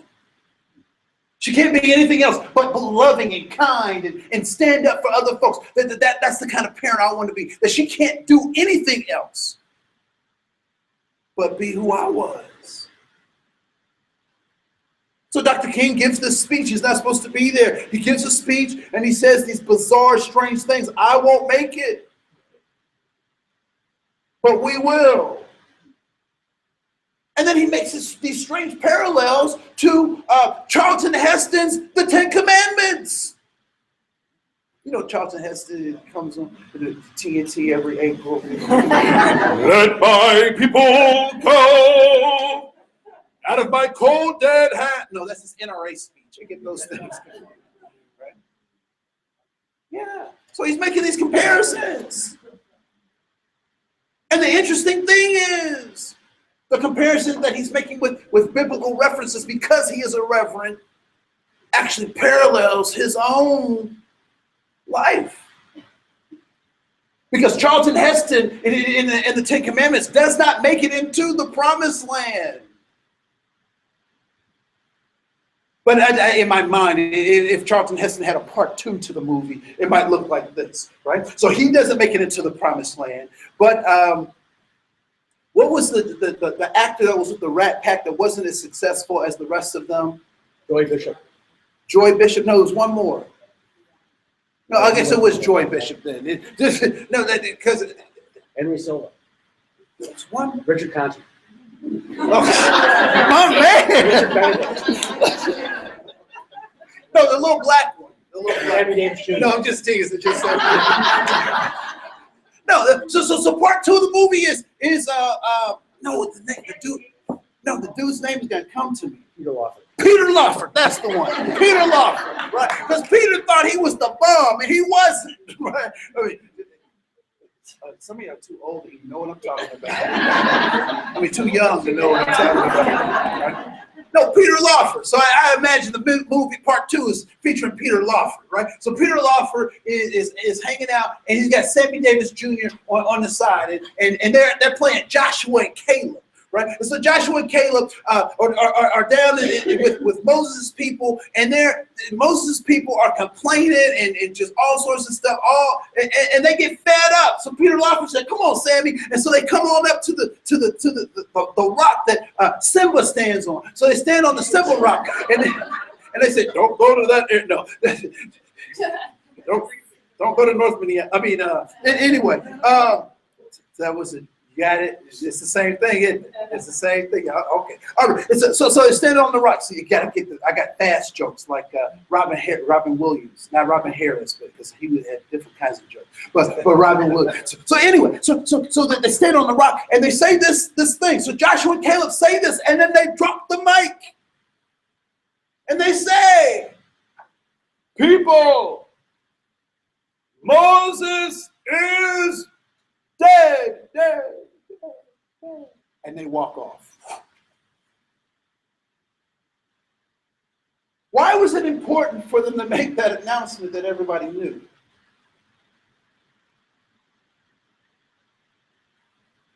What were they complaining about? What were the people complaining about? How it used to be. What leadership used to do.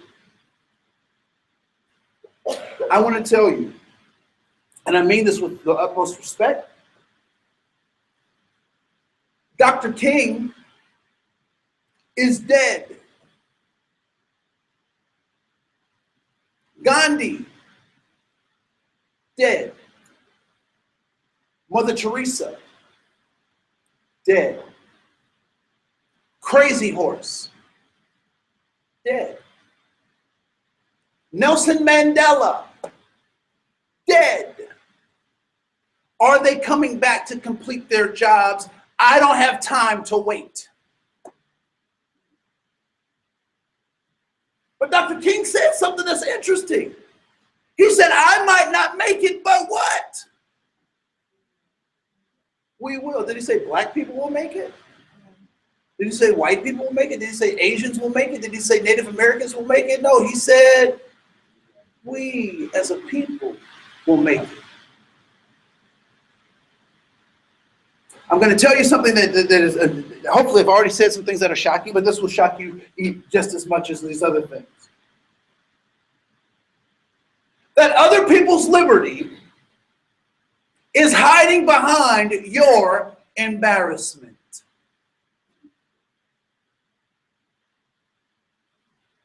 It's hiding behind your embarrassment. You are somebody's Dr. King. You are somebody's Mother Teresa. You are somebody's Gandhi. You are a crazy horse. But it's hiding behind your embarrassment. How many of you, you don't have to answer this, is a rhetorical question, keep it to yourself, you don't have to respond outwardly, but how many of you have seen a situation go down right in front of you and said, that's not right, that's not fair, that's not how human beings should be treated? And said nothing. Why? You're not a bad person. You're embarrassed. What are you embarrassed about? You're embarrassed about not knowing what to say, not knowing what to do. How many of you have ever been on fire? Raise your hand if you've been set on fire. All right? I have a couple of people.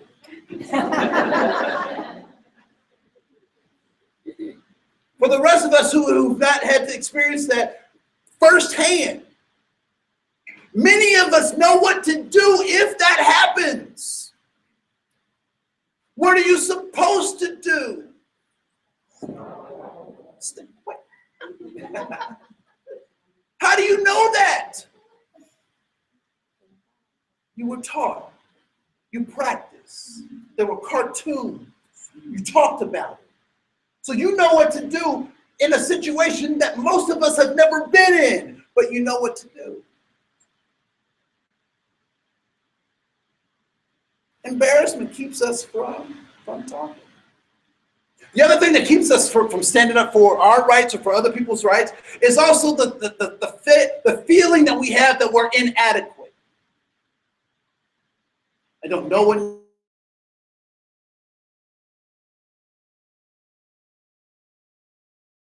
Let me relieve your fears. You are inadequate. Feel better? No, we're inadequate. My parents, as much as they knew and as much as they loved me, were inadequate for preparing me for my future. They could have never taught me about sexting. Why? It didn't exist. Inadequate. Inadequate. Yeah. We're inadequate. It's called being human. I am going to die at some point. Don't want to, but it's a part of the journey. When it's my time, it will be my time. It's part of the journey. I'm inadequate. I can't save my own life. That's why they have lifeguards. Right? We're inadequate creatures. It's humanity. And we don't have to be embarrassed anymore about our inadequacies.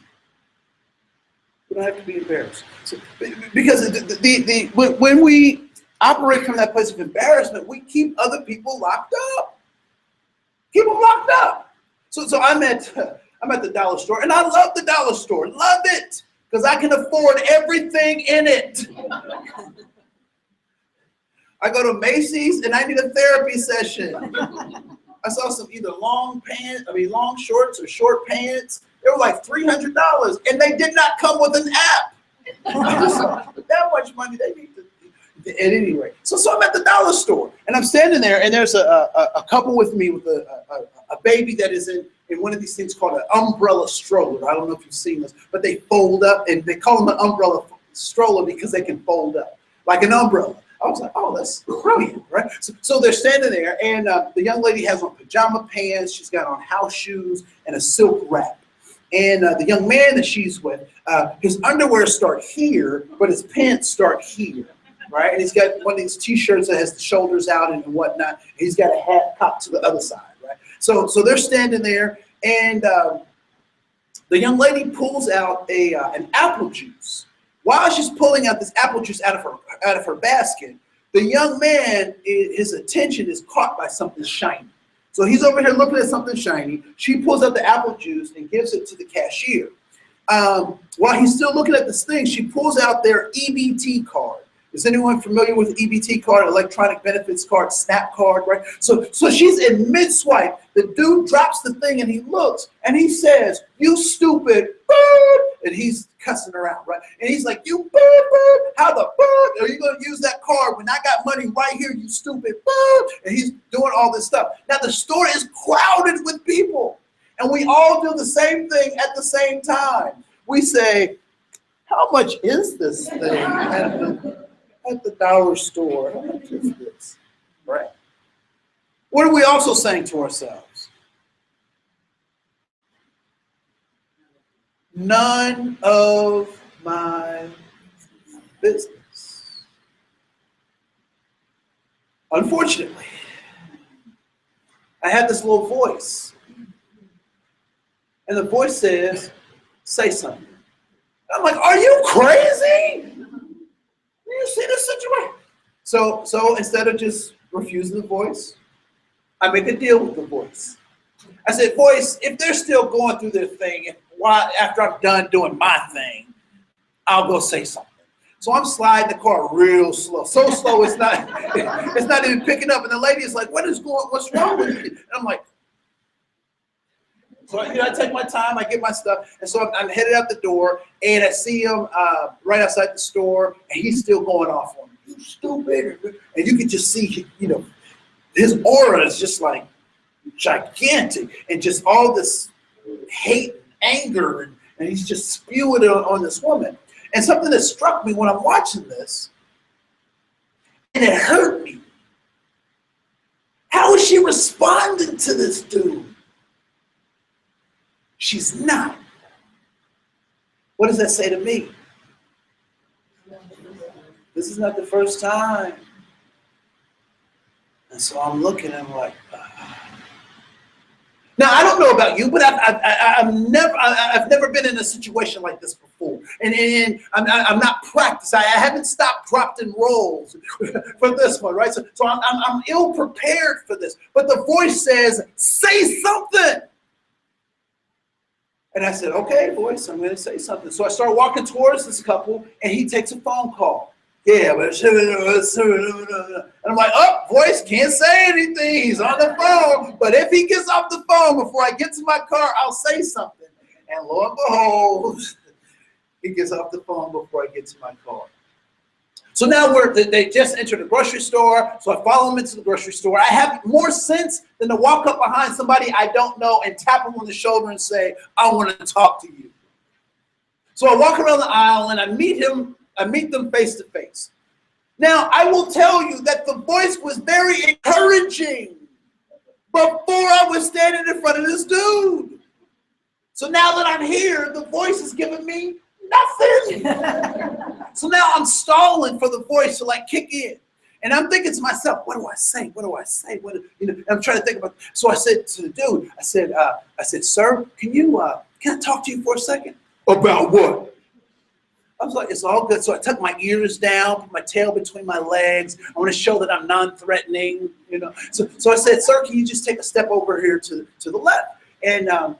And so he takes a step, and so now we're eyeball to eyeball. Now, this is a thing that dudes do that I don't think women have to worry about too much, but dudes have to decide who's the alpha.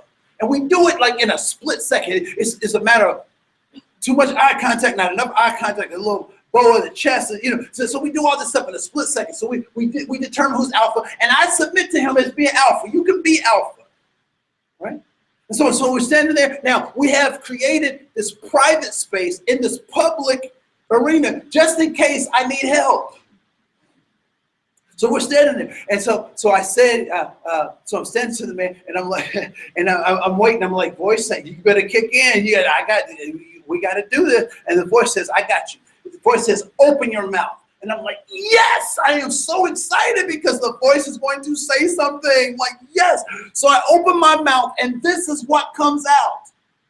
Sir, if you want her to grow, you have to water her and give her sunshine. I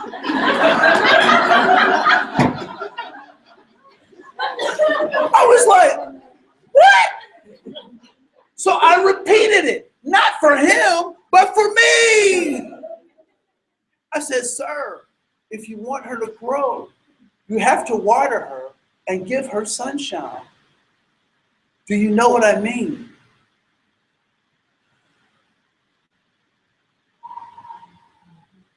He exhales. The spikes and the shells that he had of this violent masculinity fall to his feet. And he looks at me and he says, I do.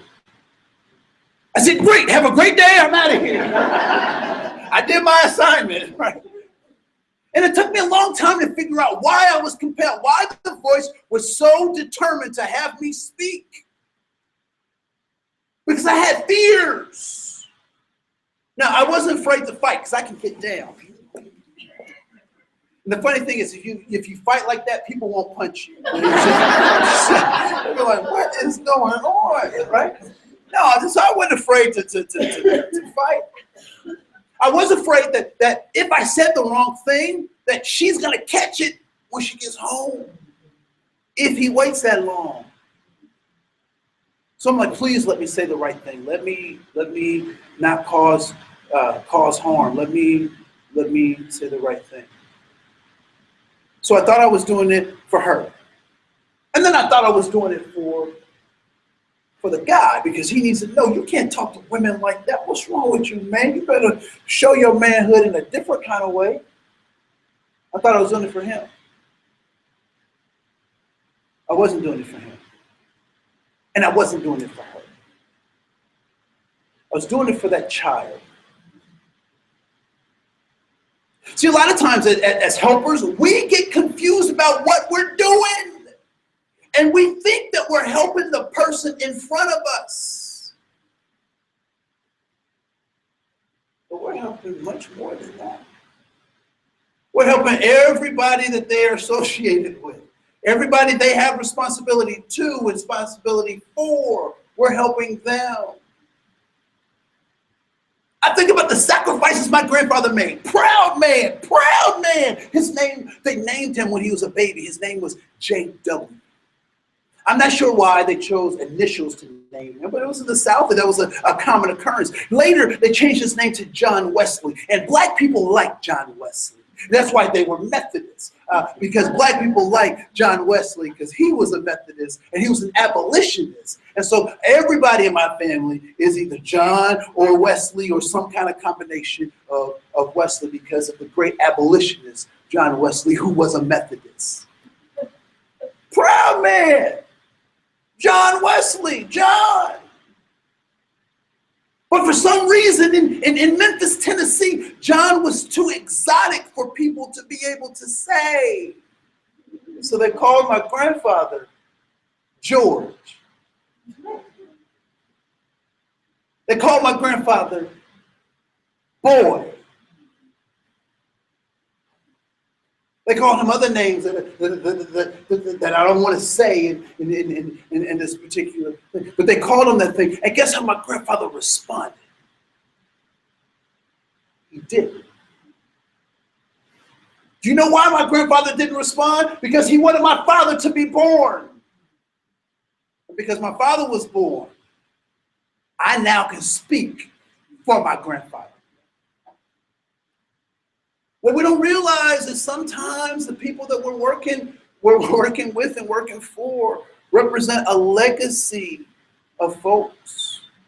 And when we help these folks, we break generational poverty. We break generational curses. We break generational lack of education. And when we help these elders, not only do we demonstrate to their children to remember their humanity, but we offer them up as the greatest sacrifice. Because what it means to honor someone, it means to give them the highest level of respect. To give people respect for things that you couldn't do for yourself. And so that becomes extremely important because we're inadequate. But we should not let our inadequacies stop us from having this conversation. So I would imagine that most of you have some kind of emergency management plan. This is what happens if this happens, or the house catches on fire. Let's meet at the flagpole. You get lost, call this number, right? How many of us have a diversity emergency plan? When that relative says that crazy stuff, I already know what I'm going to say. Because you know that they don't change. They mostly don't change because they're waiting on you to convince them to change. Why do you go to the doctor? To get better, because you're sick. I used to get frustrated because all these bigoted people or people that would be labeled as racist, they would come up to me and ask me questions. They know who I am. They know what I do. Why do they keep coming to me? Oh, I might have something that they need. I might be able to help them fix it.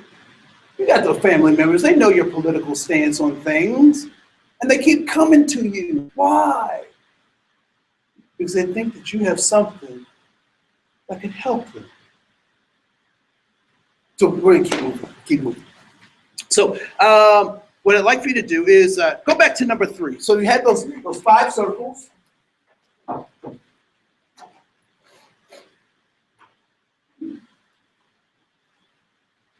there's a big circle in the center, and what I'd like for you to do is, let's call this the circle of all human knowledge. Okay, it's a little melodramatic, right? So let's call this the pie of all human knowledge. And what I'd like for you to do is to cut yourself a slice of pie the size of what you know of everything there is to know. All right? So all history, music, language, I want you to cut yourself a slice of pie the size of what you know of everything there is to know. And for the sake of argument, just make it quantifiable. I mean, it doesn't have to be very significant if you don't think it's significant, or it can be significant if you think it's significant. All right? So what are some examples of things that you know? What are some examples of things that you know? Basic math. What else? You know how to feed yourself and dress yourself. Thank you. One more. Yes. You know how to read, right? So there's certain things that you know how to do. Next, I want you to make a second piece of pie. And the second piece of pie I want you to create is the size of what you know you do not know. What you are aware of that you do not know. So for example, I know that I don't know Mandarin Chinese. I know that I don't know quantum physics. I know that I should not be your heart surgeon. Right? So those are things that I'm aware of. And some people will say, well, that's the rest of the circle. I want to say, let's make this quantifiable because there is a third piece that I want us to address. Right? So make your second piece.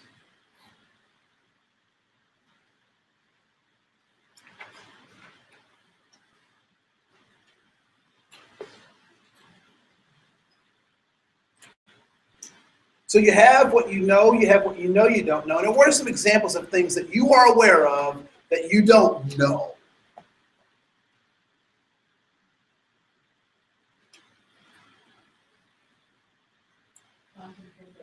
Quantum, raise your hand if you know you don't know quantum physics. All right, great. Please raise your hand if you really don't know how your iPhone works. Right? Good job. One more. How to fly a plane. So please raise your hand if you know you don't know how to fly a plane. Good, good, good, good, good. So there are the things that you know, the things that you know you don't know. And what do you think is the rest of the pie? Things you don't know, or blind spots. So if you could just write blind spots in that area. Now, it's so funny. I was doing this and somebody said, you got this from Donald Rumsfeld. I said, you can use it for evil or for good. You decide. So you have what you know, what you know you don't know, and you have what you don't know, or your blind spots. And I would say all three of those create what we would call a paradigm. And write this down. P-A-R-A-D-I-G-M. I used to say paradigm because I was hooked on phonics. Paradigm. And a paradigm is simply how you see the world. And how you see the world is absolutely important. And whose responsibility was to introduce you to a paradigm, to give you your paradigm? Your parents.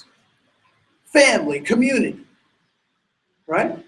So their responsibility was to give you their paradigm. What was problematic with their paradigm? It was theirs. It was theirs, not yours. What else was problematic with the paradigm that was given to you?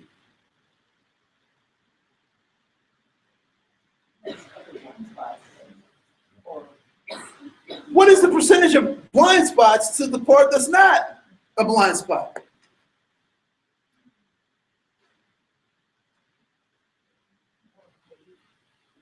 So more than 80% is blind spots.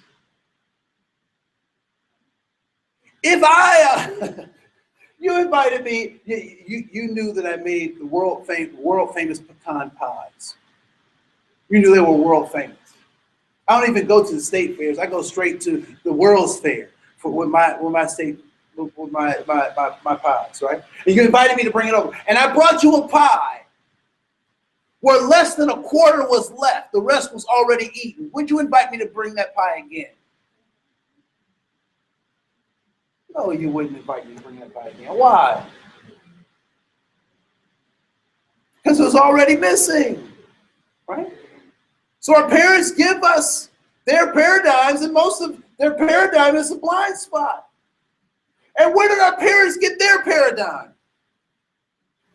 From their parents. And where did their parents get their paradigm? Have you ever received a copy of a copy of a copy? What happens when you get to that 5th, 6th generation of the copy? Does it look exactly like the original? No, it doesn't. Things get added, things get blurred, and context changes. The tools that my grandfather needed in Tennessee as he was growing up are not directly the same tools that I need living in the world that I live in. So the tools and the paradigms that he gave my parents, the tools that Adrian Peterson's parents gave him, were designed for what? Designed to help them get what? What are human beings looking for? Safety, significance, and belonging. But it was their context that was different, right? So the whoopings that Adrian Peterson experienced came from a group of people who were trying to get safety, significance, and belonging given the context, and so they passed that down. Another way to think about this is, and many of you have probably heard the story about the 3 generations of women preparing a holiday meal. And let's just say that the main course is turkey. We just say the main course is turkey. And so the mom is in the kitchen, and she's hacking this turkey in half. I mean, she's working hard to cut this turkey in half. And the daughter is like, "Mom, what are you doing?" She says, "I'm cutting the turkey in half." And the daughter is confused by this because the mom's making a mess of this turkey. And so the daughter keeps questioning the mom to the point that the mom gets frustrated. And she says, "Just go ask your grandmother why I'm cutting the turkey in half." And so she goes to the grandmother. She says, "Grandma, Mom is in the kitchen cutting the turkey in half." And the grandmother says, "No, she is not." She was like, "Yes, she's cutting the turkey in half. And she told me to ask you why she's cutting the turkey in half." And grandmother looks at her and she said, "Baby, she's doing it because that's what I used to do." And now the daughter's really confused. She's like, "Well, Grandma, why did you cut the turkey in half?" She said, "Baby, that's the only way it could fit in the oven." And so the mother is doing the same thing. And her oven is big enough for the turkey. Sometimes we carry on these traditions from our families, from our communities, and then we get confused and we say, this is cultural. No, it's contextual. I had to survive in that kind of environment, so I adapted these behaviors. But guess what? I don't live in that environment any longer, so I don't need those behaviors. What we know or don't know is not our fault. Our blind spots are not our fault, but they are our responsibility. So number 2, if you look at the number 2 on your paper, because what we've been trying to do is that we've been trying to rectify some great wrongs that have occurred in our nation. We've been trying to rectify that because we've been trying to save the soul. Preamble to the Constitution. We, the people of the United States, in order to form a more perfect union, establish justice, ensure domestic tranquility, provide for the common defense, promote the general welfare, and secure blessings of liberty to ourselves and our posterity, to ordain and establish this Constitution for the United States of America, The Declaration of Independence, paragraph 2, we hold these truths to be self-evident, that all men are created equal, that they are endowed by their Creator with certain inalienable rights, that among these are life, liberty, and the pursuit of happiness. Mine eyes have seen the glory of the crown. His truth is marching. I don't know if I get enthusiastic when I read those words. Love it. Used to think it was acid reflux, but no, it's enthusiasm. Enthusiasm. However, as these great words are being written, what's happening? Slavery, the economic system of slavery. Women seen as property, not as human beings. So 1863, the Emancipation Proclamation is signed. We know that that the Civil Rights War started in 1861. By 1863, we had the Emancipation Proclamation, and the proclamation does what? The Emancipation Proclamation does what? Right. So it frees the slaves, particularly in the South. There's some controversy as to whether Mr. Lincoln was benevolent in making this happen, or if he wanted to destabilize the South to win the war, kind of thing. But at any rate, I'm glad that it happened, right? So 1863. What we recognize in 1920, the 19th Amendment to the Constitution is signed, giving women the right to vote, to determine their own destiny in this great representative democracy. 1924, the Polk Act is signed, P-O-L-K Act is signed, giving American Indians citizenship. Please pause for the irony.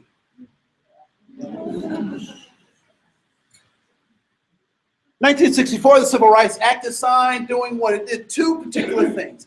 It defined discrimination and it outlawed segregation. So it made discrimination a legal tool in a process where before it didn't have any handles in terms of a legal process. So this defined discrimination and outlawed segregation. 1978, the Native American Freedom of Religion Act is signed, giving Native Americans the right to worship however they want. 1978. And then the 88 Act in 1990 provided these opportunities. And the way that I think about these things is that these were all stopgaps. These were all incremental steps to making sure that we live up to those great words how we define ourselves as Americans, as citizens of this great republic called the United States of America. So if you can open up your handout.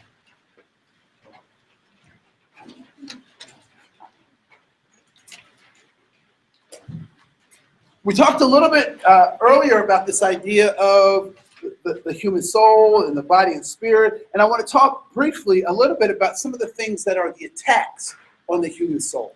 One of which is this idea of historical trauma. And are people familiar with this idea of historical trauma? Okay, I see a few hands. All right. So historical trauma, here's a good way to think about it. So you go to work Monday morning and you come home and your car is missing. You come home and your car is missing. What assumption do you make about your car? That it's stolen, right? That it's stolen. So what do you do with that assumption? You call the police. And what do the police do?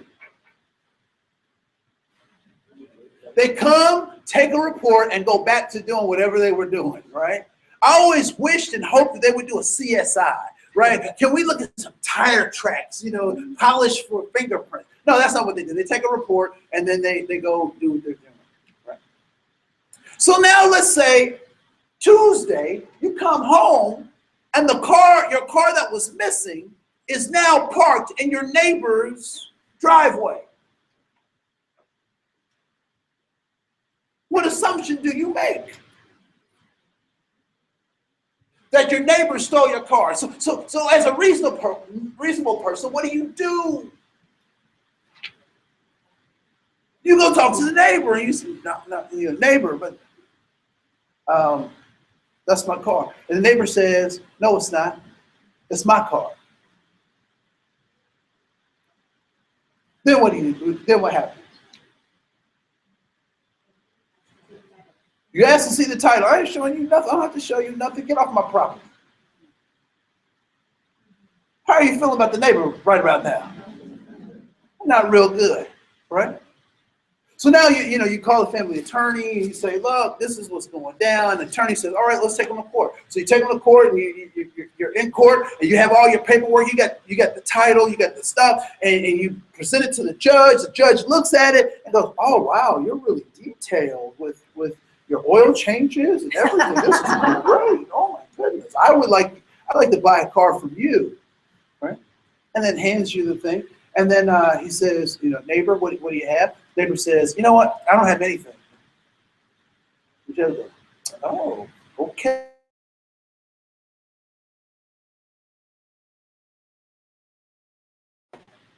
Possession is 9/10 of the law. Car goes to the neighbor. How are you feeling about this justice system? Not so good.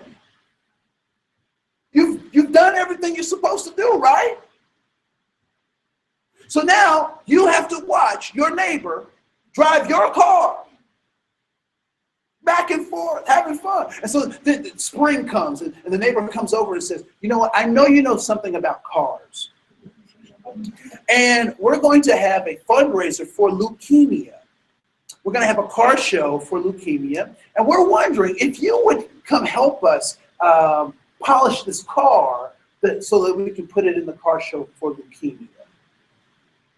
How do you feel about leukemia? How do you feel about the neighbor asking you to participate in such an activity? This is the existence of Native Americans in this great country. They get to watch everything that used to belong to them be used by somebody else. And they try to make treaties. They try to follow the rules. They try to do the stuff. And then we get mad because they got casinos. I need to get that tax money from them casinos. Why? Nobody making you go to the casino. That existence. And here's the problem with historical trauma, this concept of historical trauma. It makes the assumption that it is something that happened in the past, when it's still happening today. The 13th Amendment to the Constitution was a Trojan horse for black people. It was a Trojan horse. Anybody know what I'm talking about, a Trojan horse? Anybody, can somebody talk about the story of Troy and in the Trojan horse? Just briefly.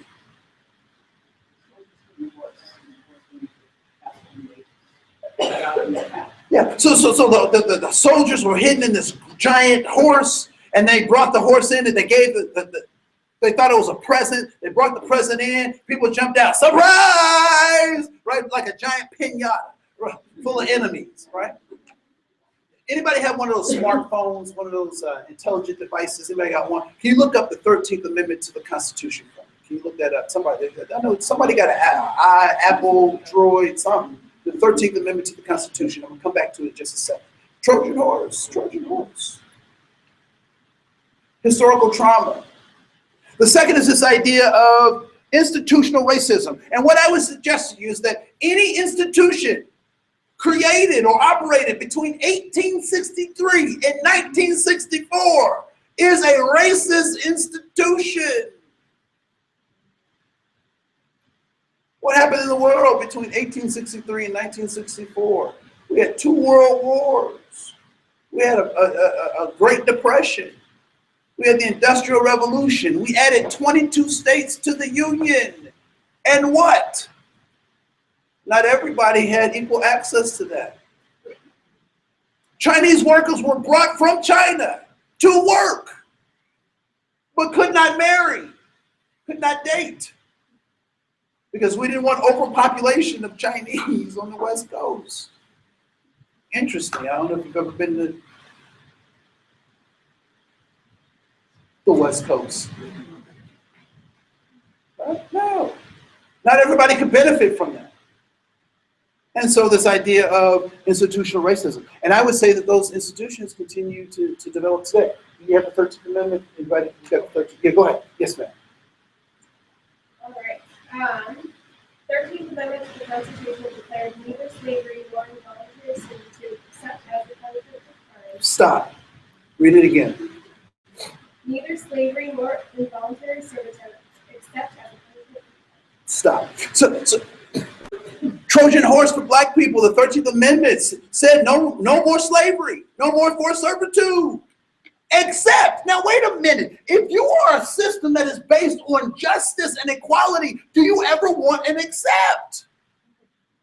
Can you imagine being in a relationship with someone and say, you know, I want to be with you, except. Right? The biggest, I remember one of the biggest tricks I had as a teenager, and I fell for it. The young lady said, you know what, let's see other people. We can see other people. I was like, oh no, we can't see the other people. I didn't know that was her trick. But we got this idea of accept. What was Jim Crow? Accept. The black codes. Accept. Sundown towns. Accept. Sundown towns were those towns where black people had to be out of town before sundown. They criminalized what it meant to be black. And that historical trauma happens today.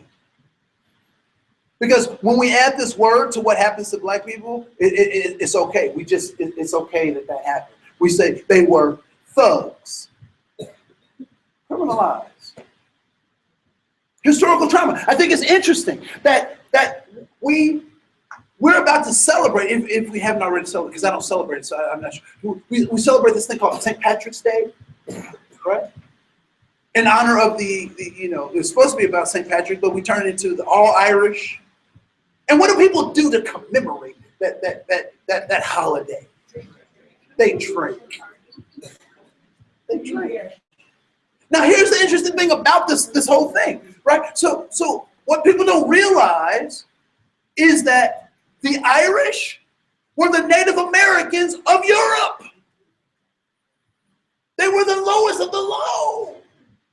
And when they came to the United States, the people would say, people would say about the Irish, I'd rather have a slave than have an Irishman, because you can sell a slave. There's nothing you can do with an Irishman. And people talk about this idea of the fighting Irish, right? So Notre Dame is taking up the mantle.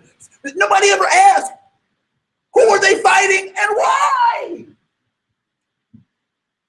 But we've glamorized. Now what happens when people are in pain and there's not a mental health outlet or establishment for them to get mental health wellness? What do? What do? They self-medicate. So why do the Irish drink? They're self-medicating. And we turn that into a celebration of their pain. But when Native Americans are trying to deal with their pain by self-medication, there's a whole different kind of stigma attached to that. Because we've lost the sense of humanity, of who we are. And we've turned people into things, right?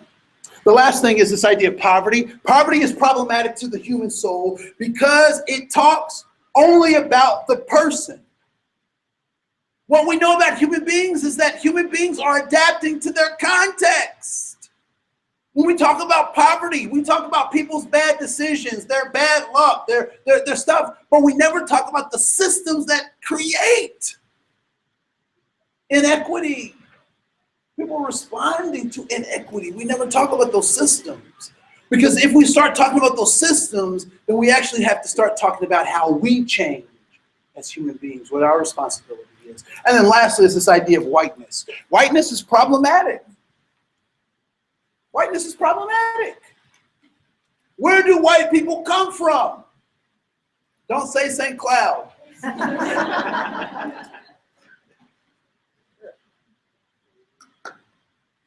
A better way to ask this question. What place on the planet is called white?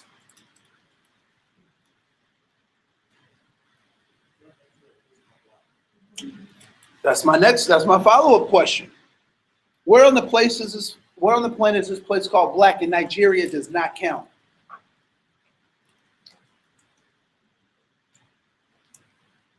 Where did white come from?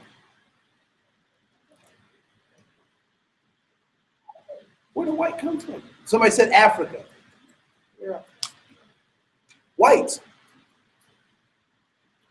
White. Where did white come from?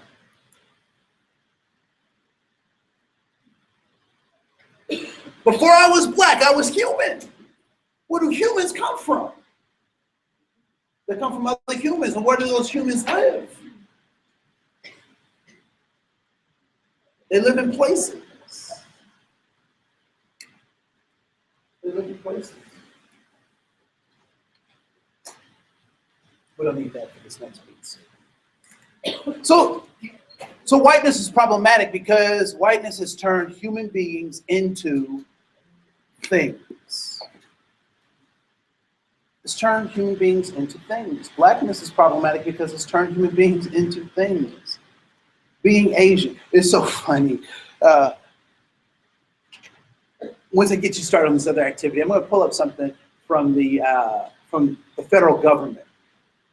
And I want you to read this stuff with me because it makes absolute, well, I won't. You decide what it means for you when we read it. All right? So what I'd like you to do is on your paper is go to letter C.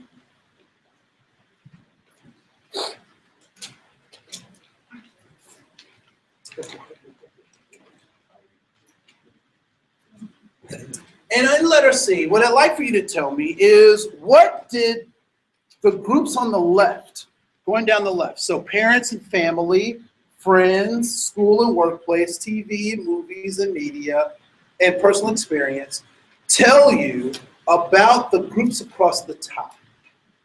So what messages were sent to you? What messages did you receive? What was taught? What was talked about in regards to each of those groups? And I want you to do it in a particular kind of way.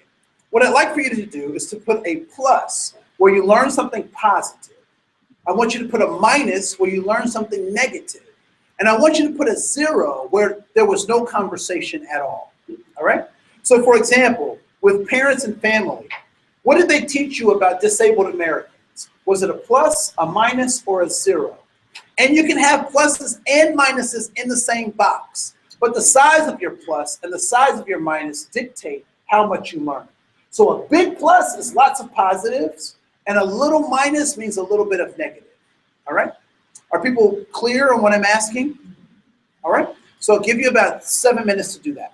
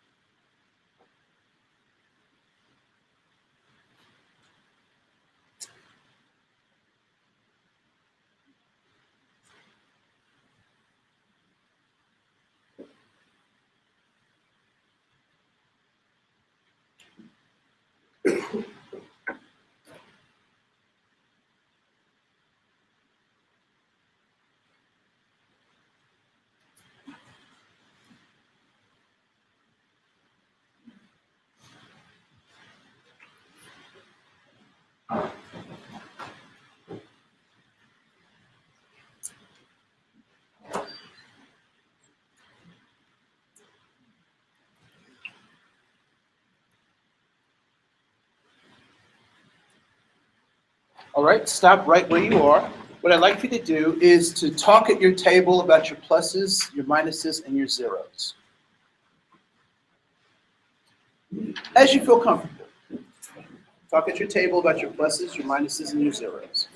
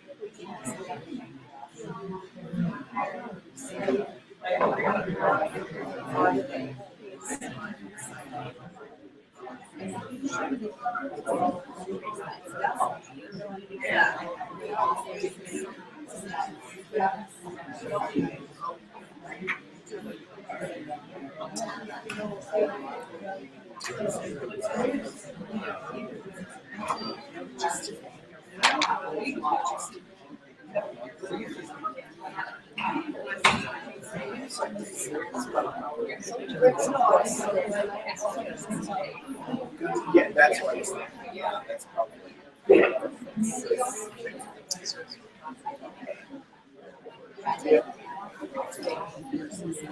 That's good. Absolutely.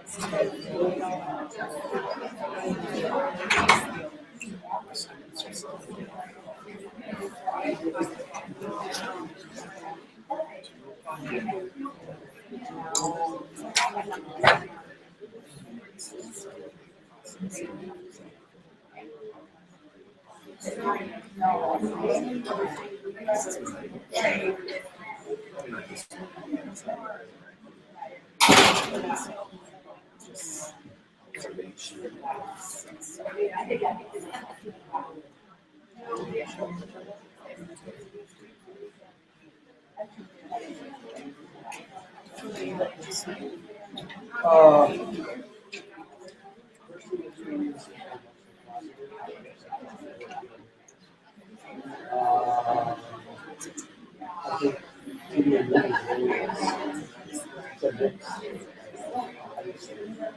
So, parents,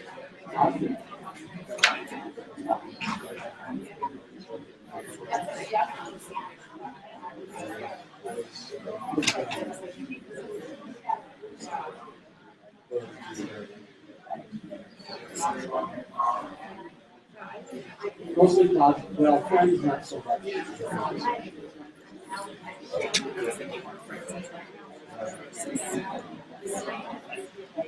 Oh, the workplace.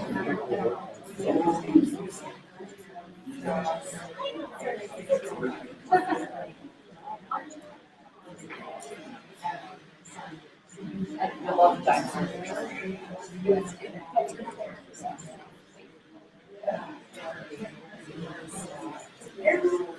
2 minutes, just about 2 minutes.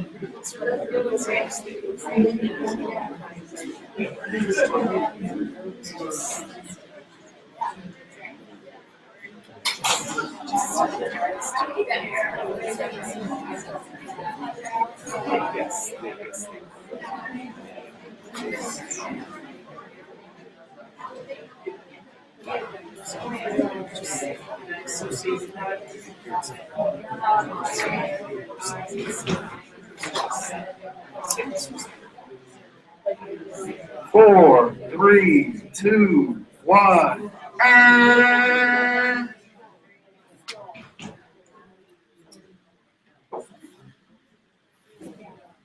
So right after we finish this piece of the conversation, I'm going to take another break, and so I'm curious as to what you discovered either about yourself or about your neighbors as you were having conversations about these pluses, minuses, and zeros. Yes? I think that the way we were educated in school, very greatly depended on the fact that we don't know what we were, what kind of issues other groups were around us. Okay. I think very good.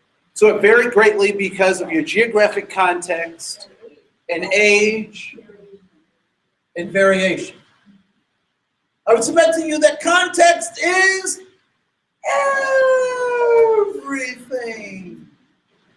Right? What else did people notice, or what did they think about as they were going through these pluses, minuses, and zeros?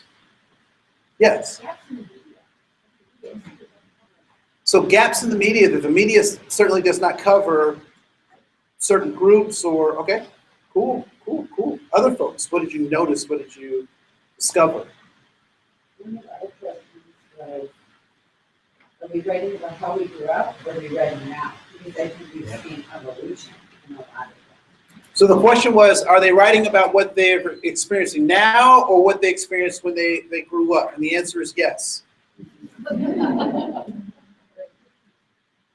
Yes, because you've seen lots of evolution, okay, In ourselves. in yourselves.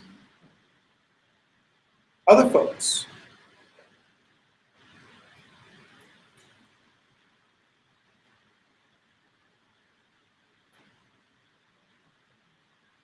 Were there any emotions that got stirred up as you had to go and you look at the stuff, you go plus, minus, zero, anyone have any emotional things come up for them?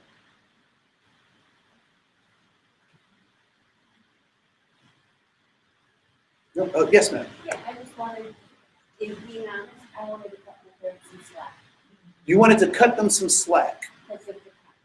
because of the context. Slack around what? You know, my father worked in a manufacturing type setting, and so he always referred to the black people as the darkies. And so there was what he would always tell a story about this one guy that I know he loved and had a good time with. But he always referred to him as the darkies. And I said to him when he was older, I said, you know, you don't talk that way anymore. He said, but he's so much a part of you, I can't be doing it any other way. Okay. The darkie. So did your dad, did he create that term? And he said that's how he had always grown up. Now, whether he meant in that manufacturing, because he had worked at that place for 47 years. Yeah, like people did, Yeah. right? Yeah. No, he grew up in that place. Yeah. I find it interesting. So, and I don't know why white people are surprised by this, but I think context is extremely important. It's important. Context is important. And white people are so surprised that black people know that their relatives used to call Brazil nuts by another name. Look, somebody got turned red. Oh, right. So the other name for Brazil, you know, Brazil nuts. They're like they're shaped like an orange wedge, and they're mahogany and kind of really hard and wrinkly. And the other name for them was nigger toes. It is interesting that my people never call them that, but I don't know why. They were always Brazil nuts to us. Right? But we cannot fault those people because they were operating in a particular context. But what do we know about these two creatures that are up on the board? They're extinct. Why? They couldn't adapt to the context. They couldn't adapt to the context. And so if we want to be these creatures, then we... Now what I would say to, you know, to a loved one like that is like, if you want to be that, that's fine. But I think you can be more than a thing. I think you can be more than an extinct animal.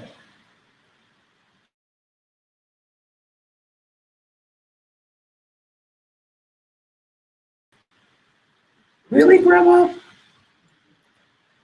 That approach will get you somewhere. Grandma, don't use that word. Oh, I'll just call them African American toads. Right? No, that's not what you're talking about. You say, Grandma, you love Grandma until she can come to another place. You love Grandpa until they come to another place, and you hold them accountable. No, that's not how we talk to. That's not what we use. We don't say that. And you know that, Grandma. You know that, Grandpa. And if you don't, I'm telling you. So now you do know. And I'm going to love you until you start calling people right. Right? Context is everything. Context is everything. Let me just run through this really quick. Because what our people taught us or didn't teach us is not our fault, but it is our responsibility. So context is this idea that place, time, and space. And so we come from different contexts. And so we were exposed to different people at different times. You know, for some of us, we didn't see someone that was different from us until we went to college, or, you know, or even in the workforce, right? You know, it was a long time before I met a Catholic, and I didn't, you know.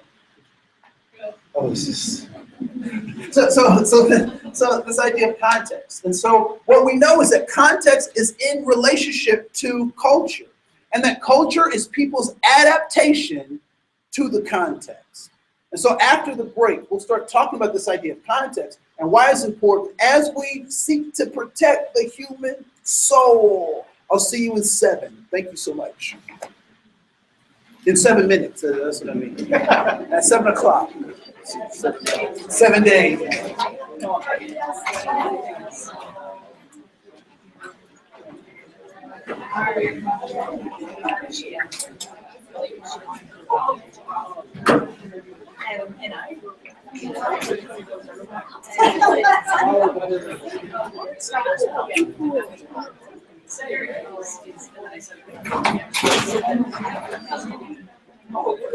The stories are tremendous.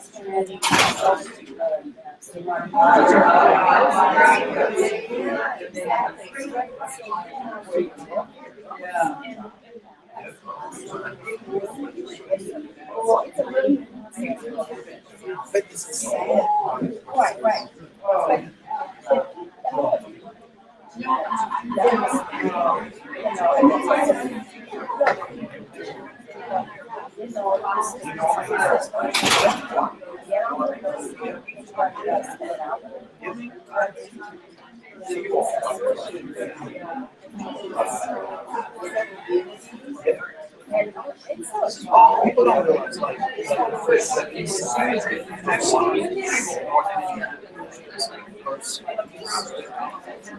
they don't understand. This is not by accident, but it happens. Yeah.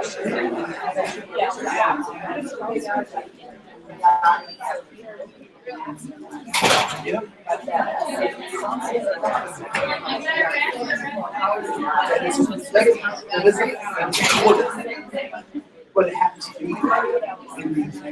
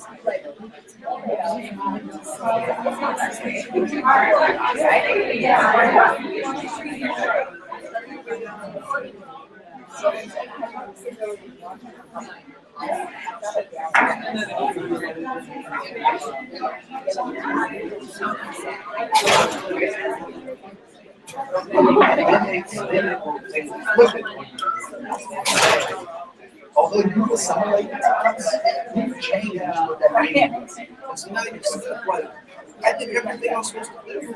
And if you did, and now you're going to exclude me. You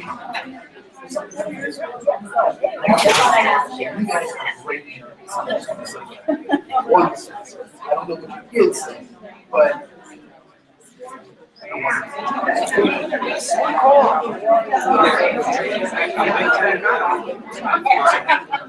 can I ask you a personal question? What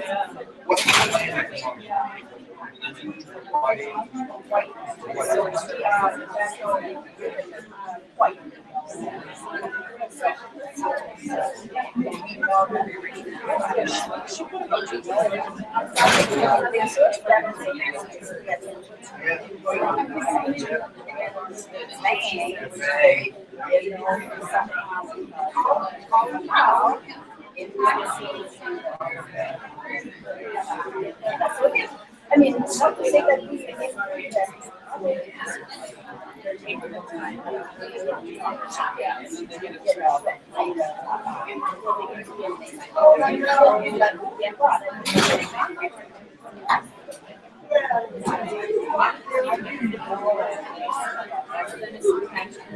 I never felt so American until. That's true. Exactly.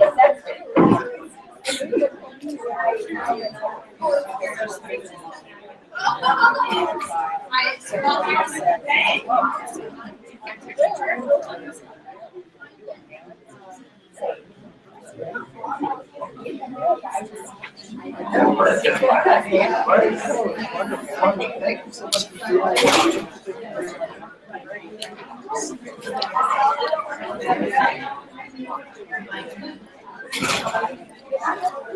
All right, it looks like they're getting ready for lunch, so let's take this home so we can get you some lunch. Actually, no, I can't. I have in Richfield, of all places. Sorry.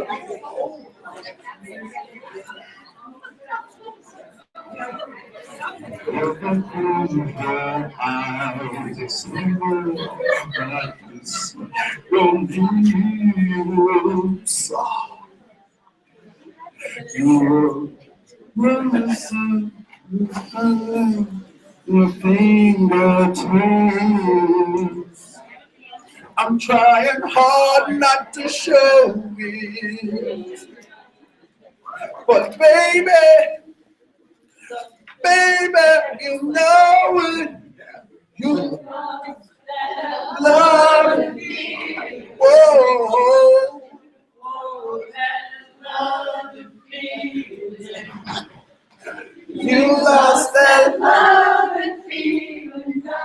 gone, gone, gone. Woo, woo, woo. That works so much better than be quiet. Great, great, great, great. So any thoughts or comments given that last exercise during the break? Any comments, any thoughts? I thought it was kind of powerful to think about where your attitudes have come from.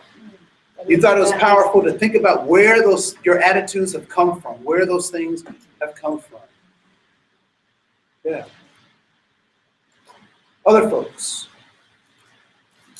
I also thought just how the attitudes of the different cultural groups are recipients of those attitudes and how it forms how they think about themselves and how they, I don't say they, but certain cultural communities or the human race in general would still stay within that context and how the recipients of those ingrained, be it social media or how people are raising their families. Yeah, the recipients of that. that they're recipients of what other people think about them. Yeah, and right? how they still might survive. And how they might still survive within that context. It is so funny. So I run a boys group in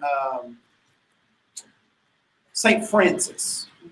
And it's right off of, it's called Bar None. I don't know if anybody's ever heard of it. It's Bar None up in St. Francis. And they take boys from North Minneapolis and send them to St. Francis to get better. At any rate, so I'm at the McDonald's, right? I'm at the McDonald's, and this is how I dress all the time. This is me, all right? So this is me. So I'm sitting there, but before my session, I grab a burger or whatnot. I'm at the St. Francis McDonald's, sitting there, and a guy who clearly works at McDonald's and is off shift takes he's in his McDonald's uniform, and as he's working, he has his hat on straight. Now he's off, so he cocks it to the side. And I'm the only black person in the thing. So he comes up to me and he's like, yo, yo, yo, what's up? Do I look like a yo, yo, yo, what's up? I don't know. I don't know that I look like that. And I said, well, how are you? And he said, I'm good, man, I'm good. He's like, so what you think about that Tech 9? Now, I understand context, right? So I know what a Tech 9 is. I know it's a 9mm weapon, but that's not what he's talking about. But I'm not sure what he's talking about. And I said, Tech 9. I did. So he said, you know, what you think about that Tech 9? And I was like, you know what, man? I'm not real sure about Tech 9. And he was like, he's just the coldest rapper. I was like, okay. So he thinks I'm into rap music, which I have, you know, I'm in popular music, whatever. Yeah, and so I'm scratching my head. And so even if I didn't want to be black, this kid is treating me as he thinks I am black from his own experience, right? So it's funny. So even when, you know, people bring stuff, so you just sparked something else, right? So I'm at the bank, and my birthday is October 30th. So as a kid, I loved it because you got the 3 C's: costumes, candy, and cake. Right? As a kid, you're like, I loved it. As an adult, I hate Halloween. Hate it. Because this gives people the excuse to be as racist as they want to be. So I'm standing in line at the bank, and a dude comes in, stands right behind me, in his Halloween costume.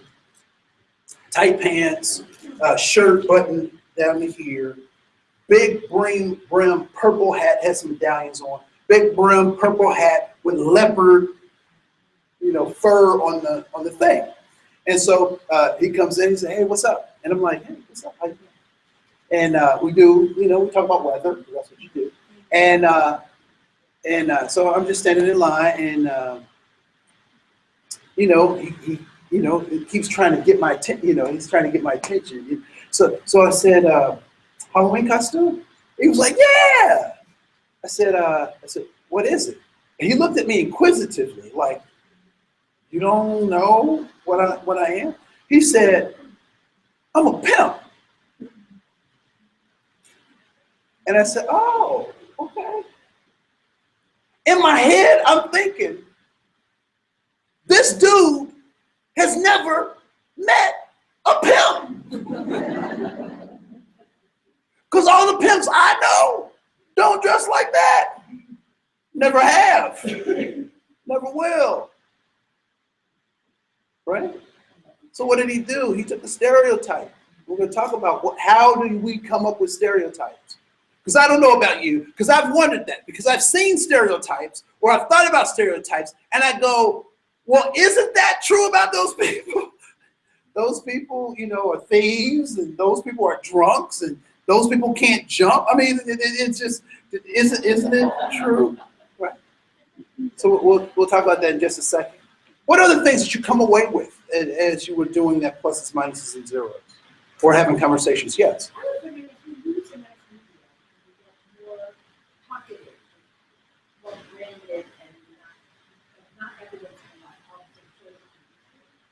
What's going to happen if you use an acronym memory to have a specialized content? How can you have that conversation outside our own? That is the question. How do we have a conversation? As mass media gets dispersed and you can solidify your thoughts with all the channels who think exactly how you think, how do we get a critical dialogue? That's for folks like us to open up. I'm a conspiracy theory nut. I love conspiracy theories.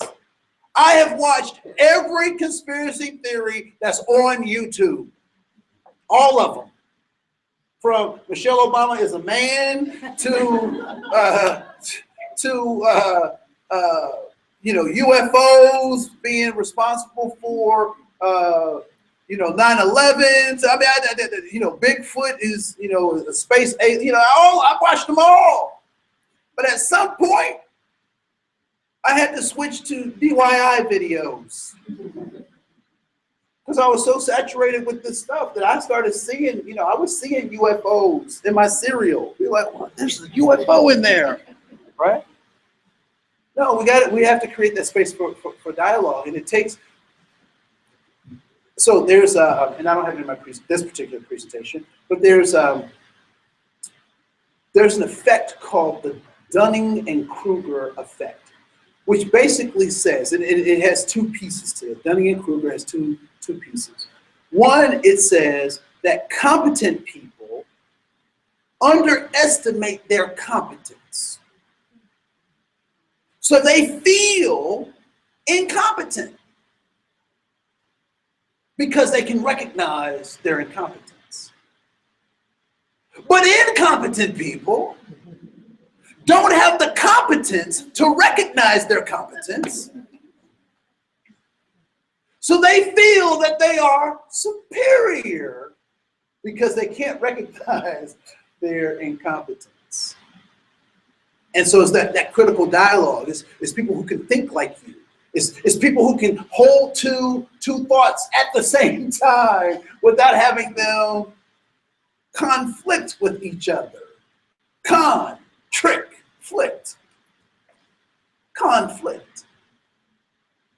You and I can have existence that is not in contrict or flict, hurt. We can have existence that are not in conflict. And I would say that most conflict is an illusion in the first place.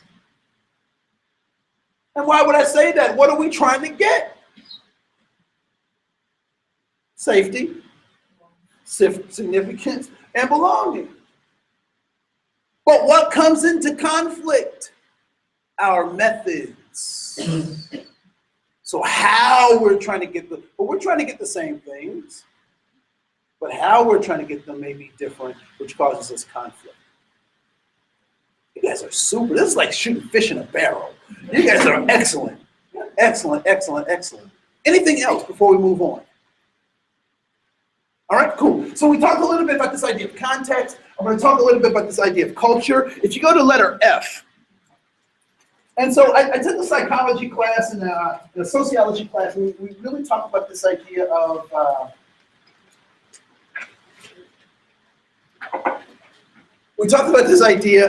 culture, and they use this thing called the iceberg of culture. Anybody been exposed to the iceberg of culture, right? And so what is the basic premise of the iceberg of culture? So there's stuff you can see, which is above the water, and things that you can't see, which is below the water, right? And what is the percentage of that relationship? So 10, 90, so 10% above the water and 90% under the water, or some facsimile of that, right? So I found that to be a great tool, but limited in how we can explain human interaction, right? And so when I found this next concept, it really changed how I was able to deal with people, because I spent a lot of time talking about commonalities, but then I got to explain these differences, because these differences are just as important as the commonalities. So I came across this idea of this carrot metaphor of culture. And so with the carrot metaphor of culture, there are those things that you can see and those things that you can't see. And what is the symbiotic relationship between the root and the stem of culture? What is that relationship? Well, how do they relate to each other?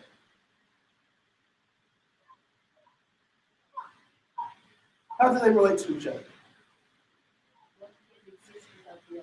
So one can't exist without the other. So what do they do for one another? All right, so what does the stem do for the root?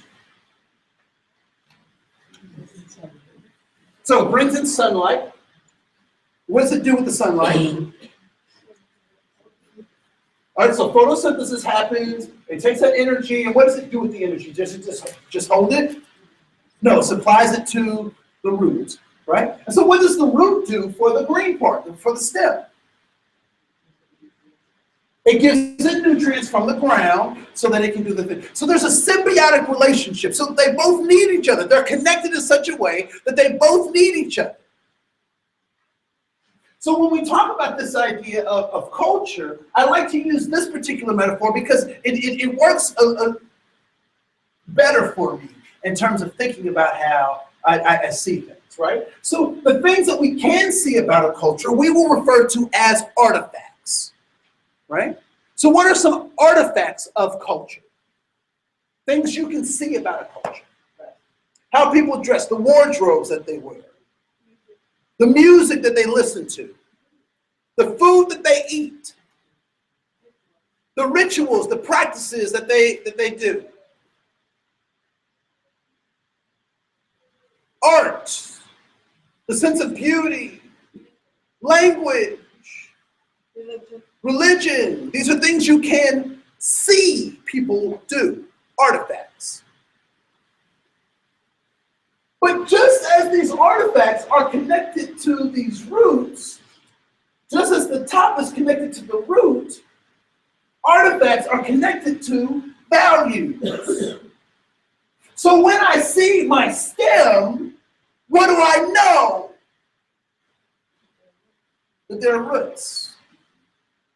So when I see an artifact is a physical manifestation of values. So when we talk about these differences, what we see as different is a manifestation of values. Now, although hijabs are very great fashion statements, they're a statement of what? Of values. So there was a group in the 90s that had a set of values that they were trying to get everybody else to adopt. And this group was called Crisscross. And they wanted to make you jump.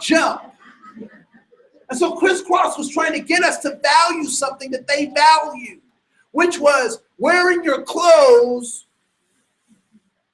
backwards. Why did that not last? Why did it not work? They had all these great little artifacts, but nobody valued that but them.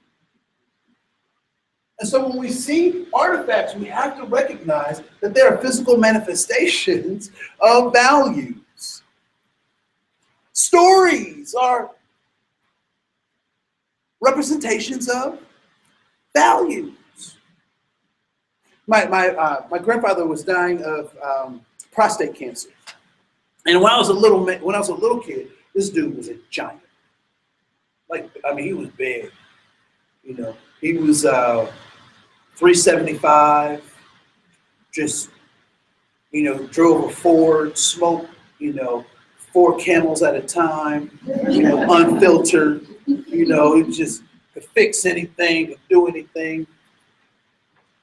Sophomore year in college, he spent about maybe 7 years dealing with his prostate cancer.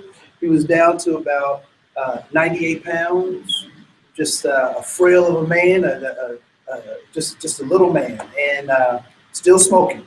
He got prostate cancer, and he was still, his lungs were fine, his heart was fine. It was all the other business was just like, so he would, and it was funny because those were my militant years. That's when, I didn't really particularly care for white people, and I had some reasons why not, and I was, mad and militant and all this kind of stuff. And I'll never forget. So I consider myself to be a member of the Nation of Islam, which was empowering to me because they were, pro-black, and I was pro-black. I'm like, yeah, right. It's my version of the Panthers, right? So my granddad, one day I went over to visit him, and I commuted to school so I could go visit, my family and whatnot.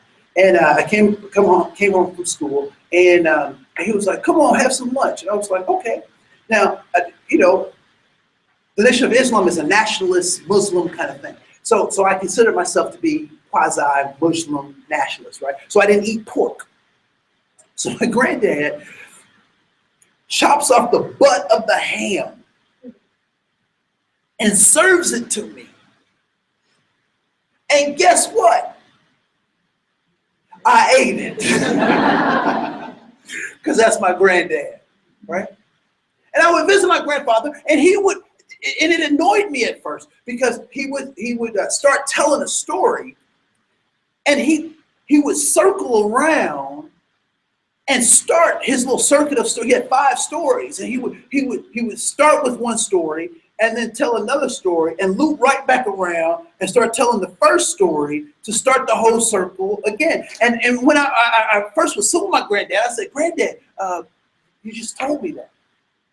Oh, I'm sorry. I'm sorry. I didn't know. But it was a good story, wasn't it? Yes, sir. It was a good story.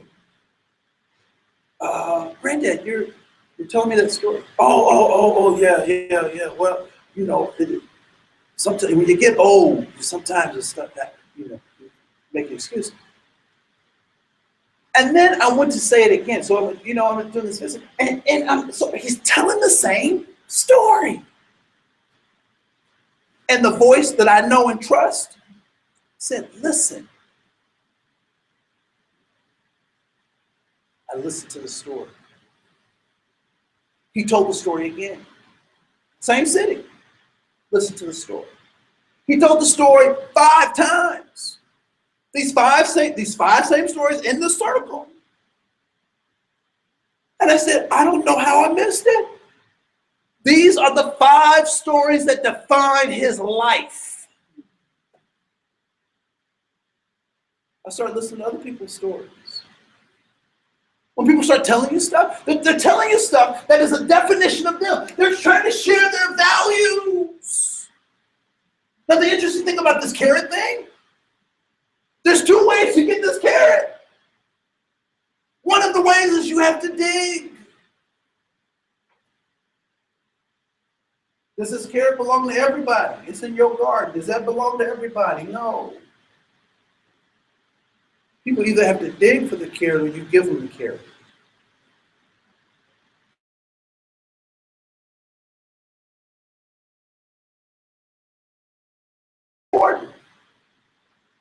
There are very few of us who use this in our salads. More often we use this stuff in our salads. So this is the important stuff. Now, we talk about the fact that these two things are connected, and when we have this connection, we have a solid culture. We have something that we can use. We have something that we can give. We have something that we can share. But what happens when they get disconnected? When the artifacts become disconnected from the values, we get stereotypes. It's funny, there was, and I told my, so I teach at Bethel, and I told my students that, so a young man got in trouble for dressing up as Lil Wayne. He was a white student. Lil Wayne is a rapper thing. He dressed blackface, the whole thing, dreads, a guitar, and he was rapping to Lil Wayne.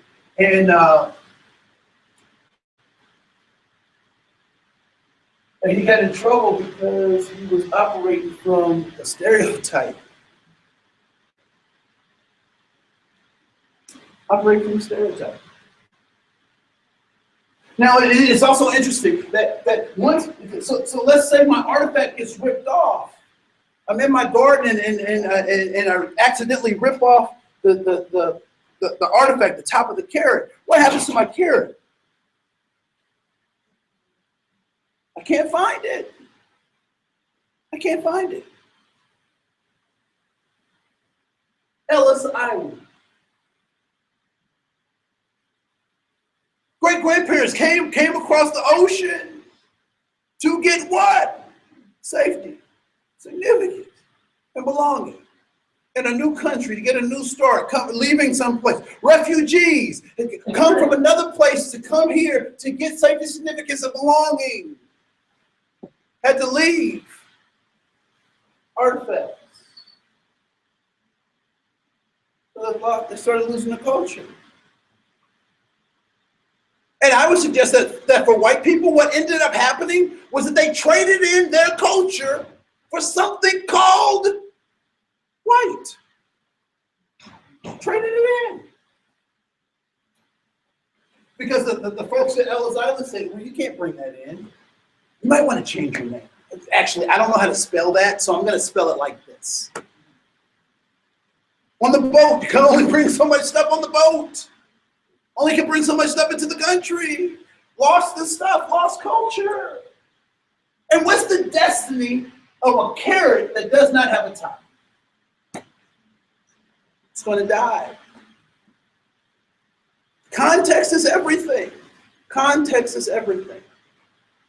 And so as we're looking at our brothers and sisters who are coming into this country as refugees, as immigrants, as they're looking for the same thing we're all looking for. Their methods may be different. And we can talk about those different methods.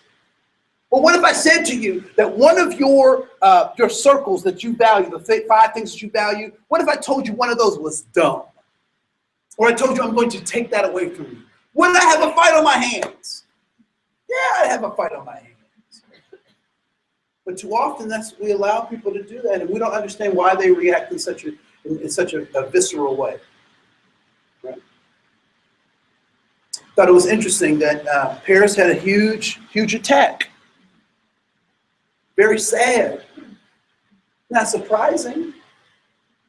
When they outlawed people wearing the hijab. What did they directly attack?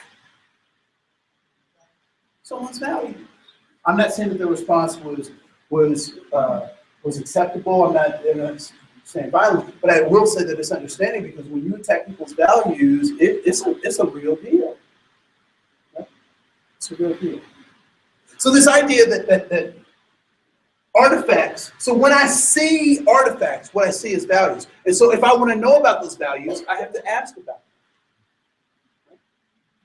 And something that would help me become a better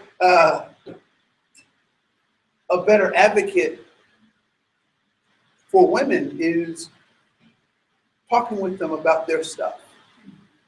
Right? So for example, I do a workshop on micro inequities. So the small things that get us in big trouble. That's another good book title. The small things that get us in big trouble. I got to write that down. Anyway, so I had coworkers who were walking around the office like this. They go to meetings, or they wear sweaters in the bizarrest situations. Like, what? Why are you? When I sat down and I talked to them, I was like, oh, you're defending yourself. They were defending themselves. I'm sitting right next to people who have to defend themselves from the other people who were in the same meeting I am, and we're having different experiences in the same space. They're feeling assaulted by other people because they're not paying attention to their faces. Hint, hint, hint. Right? I was like, now here's a trick that oftentimes happens to us, and we fall for it without even knowing it. So we will call ourselves advocates or allies. Anybody ever heard somebody refer to themselves as an ally? I'm an ally to this, that, or the other thing. Right? You ever heard somebody say that? You know, I'm an ally for this cause. Who else calls you that?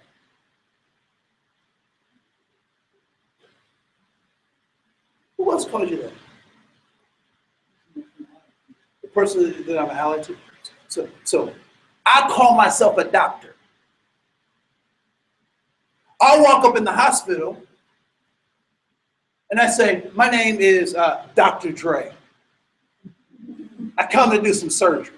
What are they going to ask me? They're going to ask me my credentials. What do my credentials say? That somebody other than me calls me a doctor. Who else calls you an ally? You don't call yourself an ally. Other people do. You can be a helper. You can be an advocate. But other people call you an ally. And so who are you aligning yourself with? So there are a couple of other concepts, and then I'm going to watch a couple of videos, and then I think our time just flies like water. What does diversity create? What is diversity?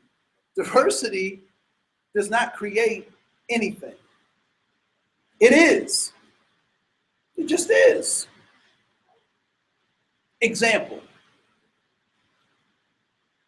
You go to make a cake.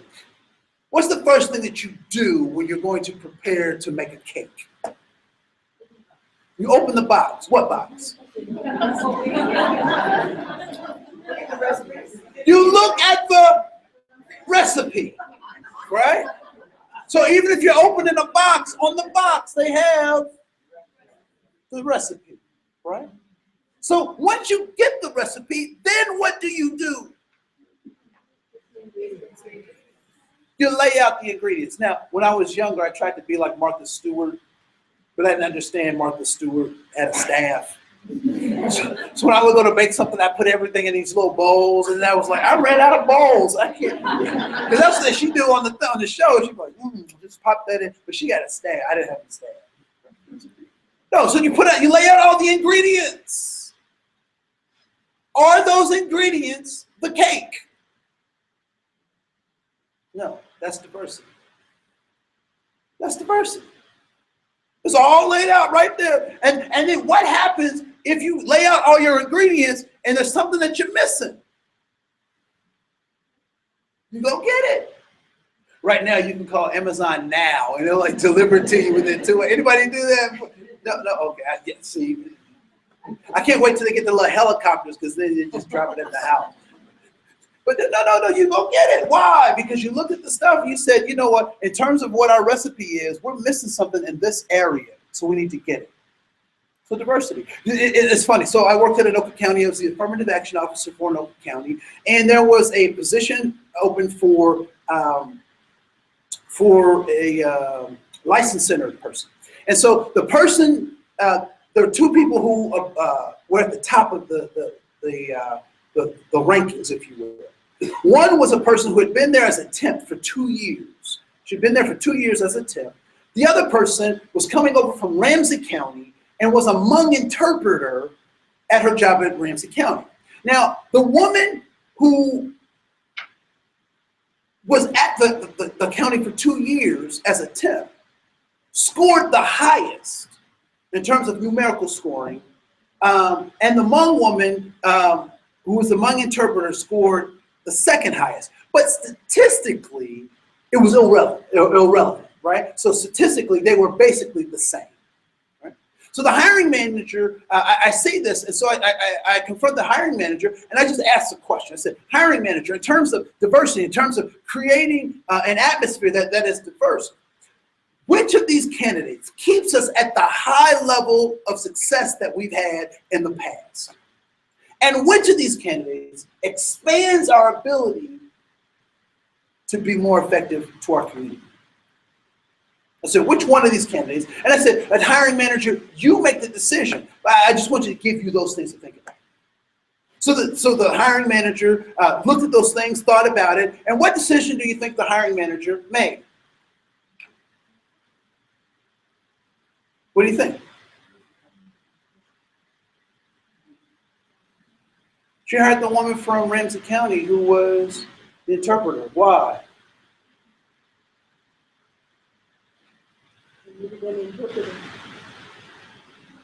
We had a different recipe. Our recipe required that we do something different than what we've done before. And so, no, she was keeping in line with the recipe. So we needed and wanted to have a more diverse workforce, which meant that we had to do something different. So diversity doesn't create anything. Diversity just is. And it's about laws. It's about the people there. It's about counting those individuals. This idea of equity. Equity is important because equity is different than equality. And what equality says what? Everybody gets the same thing. Equity suggests that people get what they need. And so the picture does a really great job of kind of demonstrating that, right? That the equality is everybody gets a stool, but they need different things. And I will tell you this, and this is the honest truth, that equity is not fair. It's not fair. It's not fair. And people always want to go to fair. But as my mama told me, life is not fair. It is not fair that you are so much more attractive and beautiful than everybody else on the planet. That's not fair to them. It's not fair. And humble. That was the other thing. Attractive and humble. Yeah, not fair. It's not fair. So when we start talking about that, but when we talk about what we're missing from the cake, or what determines what's fair? What is our recipe? What are we trying to build? Right? What kind of organization do we want? Because if we write it down, then we can make it manifest. But if we have it in our hearts and we think it and we don't write it down, then that becomes discrimination. That's discrimination. So write it down. We want to have, and this is the kind of organization we want to be. Put it in writing, make it plain so people know. People know where I stand on stuff. Because it's written all over my face. You don't ever have to say a word. That's a song from the 90s. Anyway, moving on. Because we have to move into this idea of the season of intent. So impact versus intent. Laws have been created to deal and manage with the consequences for large social ills. So I'm walking down the hallway and a coworker swats me on my gluteus maximus and squeezes, and we're not on the softball team. What do we call that? Sexual harassment. What happens? Somebody gets a talking to by who? HR, by a manager, HR. She said, right? Yes, so somebody's getting a talking to, right? Now, what if the process goes on and the HR manager is now involved, the legal team is involved, and the attorneys are involved, and the person says, I just want to say, I was just joking. They can't take a joke. Does that stop anything? No. Why? Because it's illegal. The behavior is illegal, right? So behavior. Now, I don't know about you, but have any of you either received or given a macaroni sculpture? Anybody ever given or received a macaroni? Or maybe one of those turkey hands, right? Handmade, cut out of turkey, right? And where do those usually find themselves? The macaroni sculpture or the turkey hand? Where does that find itself? On the fridge. On the refrigerator. Why on the refrigerator? Because that's where all fine art is. Right? Yeah. So when we're talking about the law, we're talking about impact versus intent. We're talking about impact versus intent. But when we're talking about human relations, we're talking about intent over impact. Why does it go up on the refrigerator? Because it was the intention of the person that gave it, that it was valuable, that it was useful. That this is something that is coming from me. So the person received it said, yeah, we'll put that right where all fine art goes, right? So when we talk about our human relations, it is our intentions that are more important than our impact. So what if I don't know exactly what to say or I don't have the right words? Guess what? Doesn't matter if your intention is right. Now I want to say, here's my caveat to that. You can't sit back on that and keep saying dumb stuff and not have people hold you accountable because I didn't intend to say that. You know what I'm talking about, right? So this idea, so here's an example. Have you ever been talking on the telephone with someone and you knew they were smiling, but you could not see them? Has that ever happened to you? Yeah. Why? Intention. I don't have a model to use to really psychologically explain that particular phenomenon other than to say that our intentions are extremely important. Our intentions are important. And so what we know is when we have the right intentions, if we don't have the right skill, because our intention is right, guess what will eventually happen?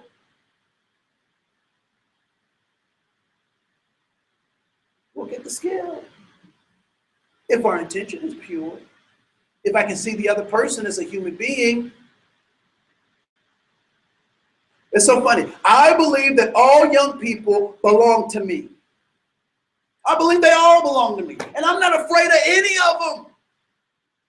I'm over at Stillwater. And two boys are walking there.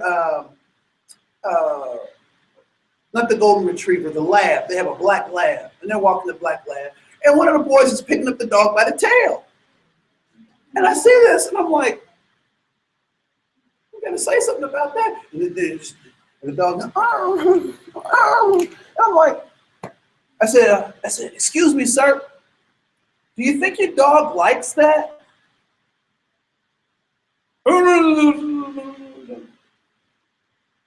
Guess what he stopped doing to the dog? Stopped lifting his tail. Why? Because I said something. And why did I say something? That's my kid. That's my kid. I don't know him. I don't have any relationship to him. I don't owe him anything. But he's human. And if I don't call him accountable, I can't be guaranteed that anybody else would. It's my kid. How did I do it? I did it with respect. I did it with dignity. I did it with honor. I wasn't trying to embarrass the kid. I wanted him to analyze his behavior. I wanted him to act human. Because he might end up dating my daughter or something. Well, you see that point? Look, you never know. You never know. Kids do strange things. Anyway, so this idea of inclusion. So how do we include people? It's about our intentions in the organization. What do we plan to do once we get this level of diversity? What do we plan to do when this demographic shift hits us, and we have to be conscious of that? What do we plan to do? Because if we don't start protecting the human soul, we can succumb to just the lowest denominator of our existence. And I'm going to show this just real quick. So as a Yeah. We've heard you before. That was easy. Let me show you this because I think this is important. This is really important because if we don't pay attention to this, we can succumb to optical illusions and should be there.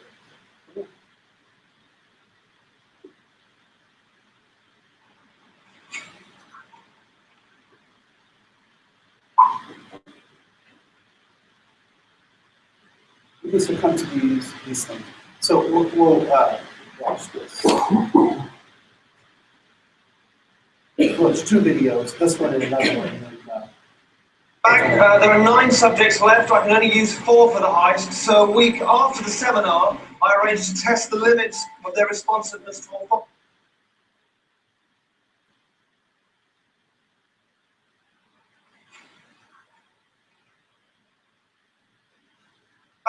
There are 9 subjects left. I can only use 4 for the heist. So a week after the seminar, I arranged to test the limits of their responsiveness to authority. So a week ago, I arranged for them to take part in what they now think is a piece of unfilmed academic research at the university and nothing to do with the show, supposedly looking into the effects of punishment on learning. And they believe now that this is part of their growth. In fact, it was a reenactment of a powerful experiment conducted by Stanley Milgram in 1963 to look at how normal people can commit atrocious acts simply because they're following orders. Milgram's parents were Jewish refugees in World War II, and his pioneering work speaks volumes about the nature of responsibility. It's being filmed with covert cameras. Okay. They're introduced to an actor pretending to be another participant. You didn't come from the same group. No.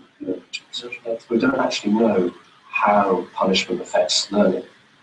After a brief introduction, our subjects are tricked into thinking they've chosen their role as teachers in the experiment. Can you just tell me what your positions are? Learner, a teacher. Our subjects observe the learner being instructed by the scientist, who is just another actor. This electrode is connected to a generator in the second teacher. Okay. Just make sure that you have good contact with the skin so it doesn't cause any history of is that comfortable? That's okay. Again, just place these straps around your arms to avoid any excess movement. These aren't too tight. No, that's okay. The teacher will read out some word pairs to you.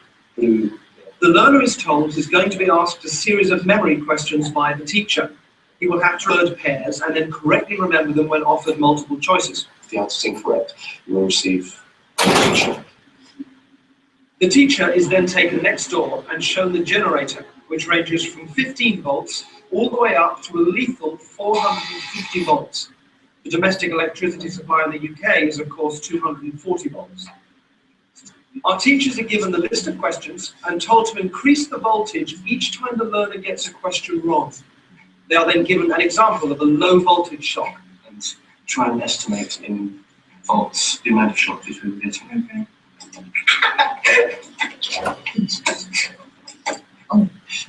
Do you know how much that was? 75. It was actually 45. Oh my God. Shoe horn. The point of this test is to see whether the teachers, our subjects, will call a stop to the experiment or continue to the point where they are administering seemingly lethal electric shocks to the victim simply because the scientist is telling them to. That's correct. The next one is bicycle. The options tyre, race, helmet, shorts. That's incorrect, so there'll be 120 volts.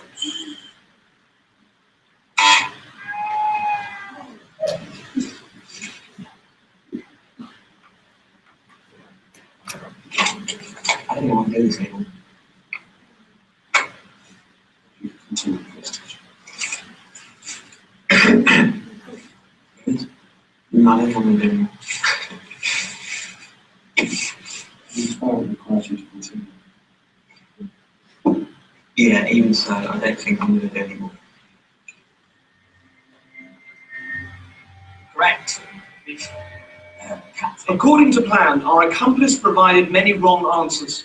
Each protest was coordinated to a particular shock voltage on the generator, and his responses were played via a CD. That's wrong, 150 volts. Correct. The correct answer is Captain Shoe. Cup. That's wrong. 225 volts.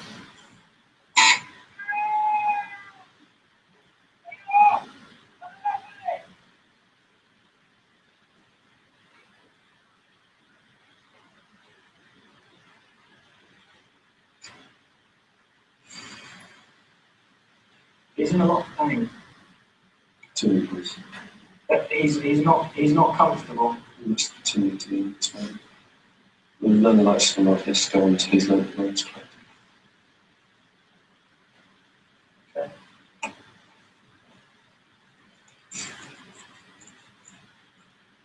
Forest. That's wrong, 240 volts.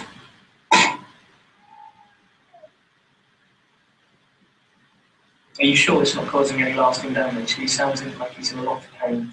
Well, the shots might be painful, but not harmful. What does that mean, though? They're not harmful. Sorry, I'm not getting you. When you say that they might be painful but not harmful, It causes no long-term damage. because does that mean that it doesn't leave any scars? It causes no damage. That seems very cold and calculated to me. This doesn't seem like a very. Anyway, golden.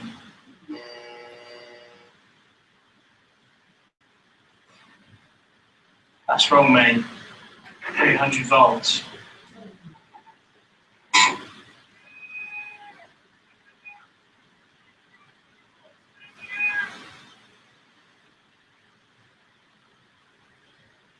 Staple. The options are diet, jar, balcony, bowl.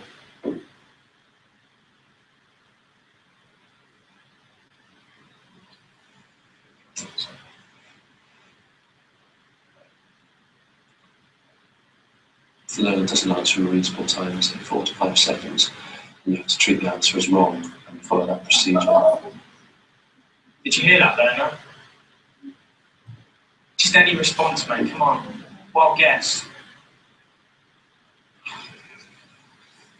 Listen to me.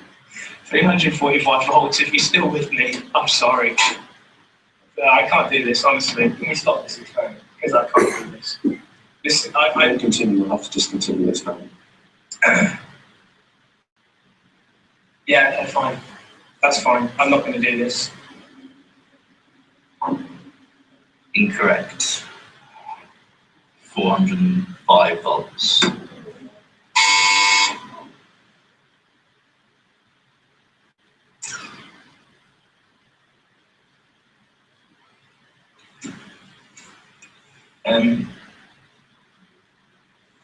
Sorry, I don't know if someone want to check on him. He's not making any noise now, he was before. I'm quite happy to go on, but I'm a bit worried. I'm sure I continue. Yeah, I'm just a bit worried because he was like complaining before about the.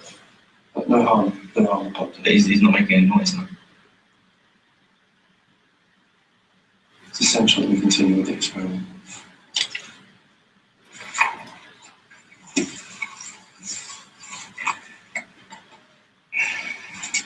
Balcony. Incorrect. 450 volts.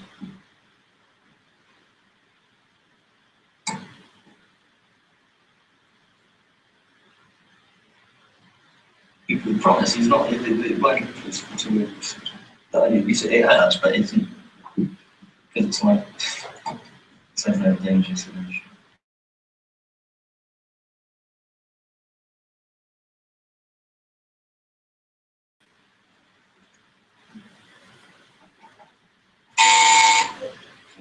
Discontinue the experiment. All of the subjects were told the true nature of the experiment was to see how they would respond to authority, and that it would eventually form part of the show. Is okay. I can tell you that it's absolutely fine. You actually weren't administering electric shocks to the whole.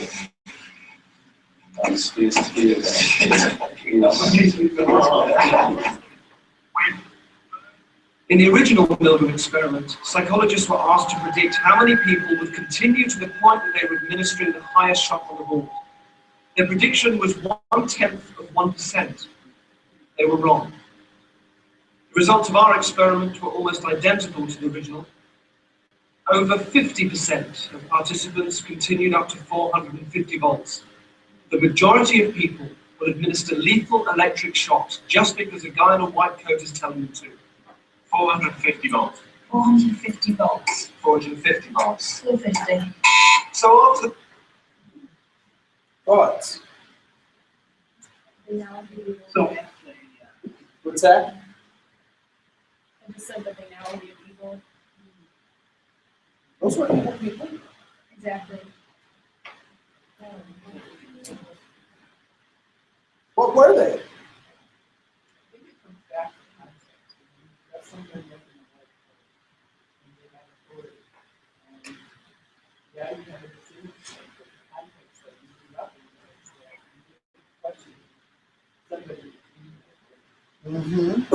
For context. What else?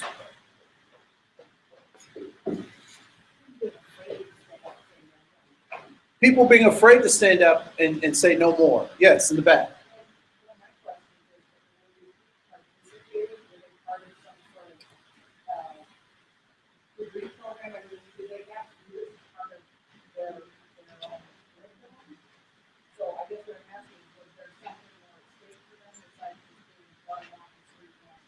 Yep. So, yep. And then there are lots of things that we could pontificate on, but I like to pay attention to what happened. What happened? Because so in the United States, you can't do this experiment. It is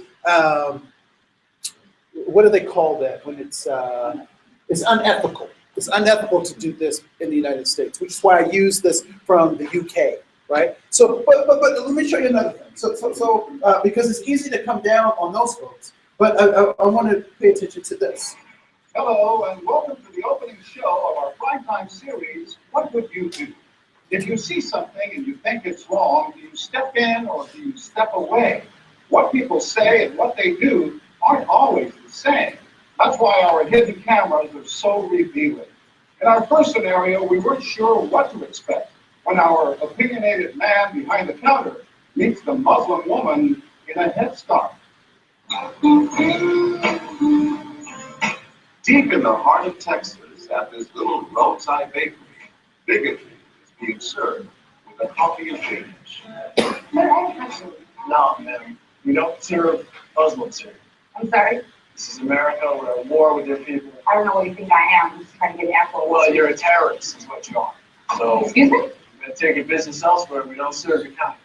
The other customers at this bakery near Waco seem to hear everything, but they barely look at the Muslim woman, even when the language is tongue to tail. Get back on the camel and go back wherever you came from. Sir, I'm an American. I was born and raised. No, you're not. Americans don't wear towels on their head. Muslim Americans say these are words they hear all the time in all parts of the country.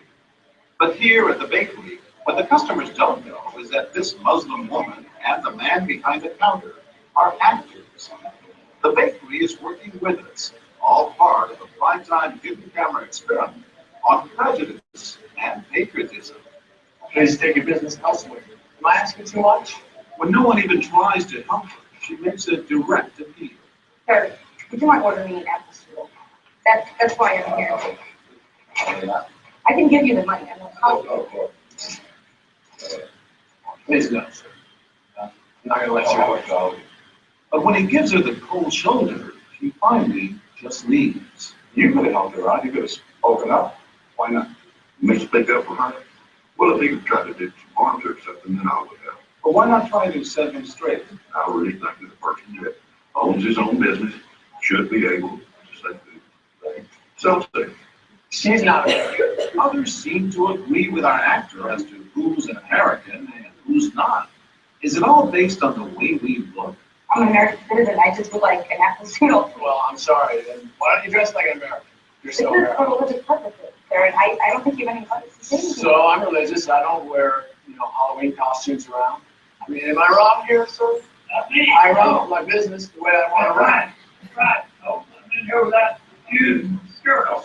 This customer is adamant. The man behind the counter is doing the right thing. But the fact is, it's against the law to deny service to someone based on their race or religion. My name is John Quinones, and I'm with ABC News.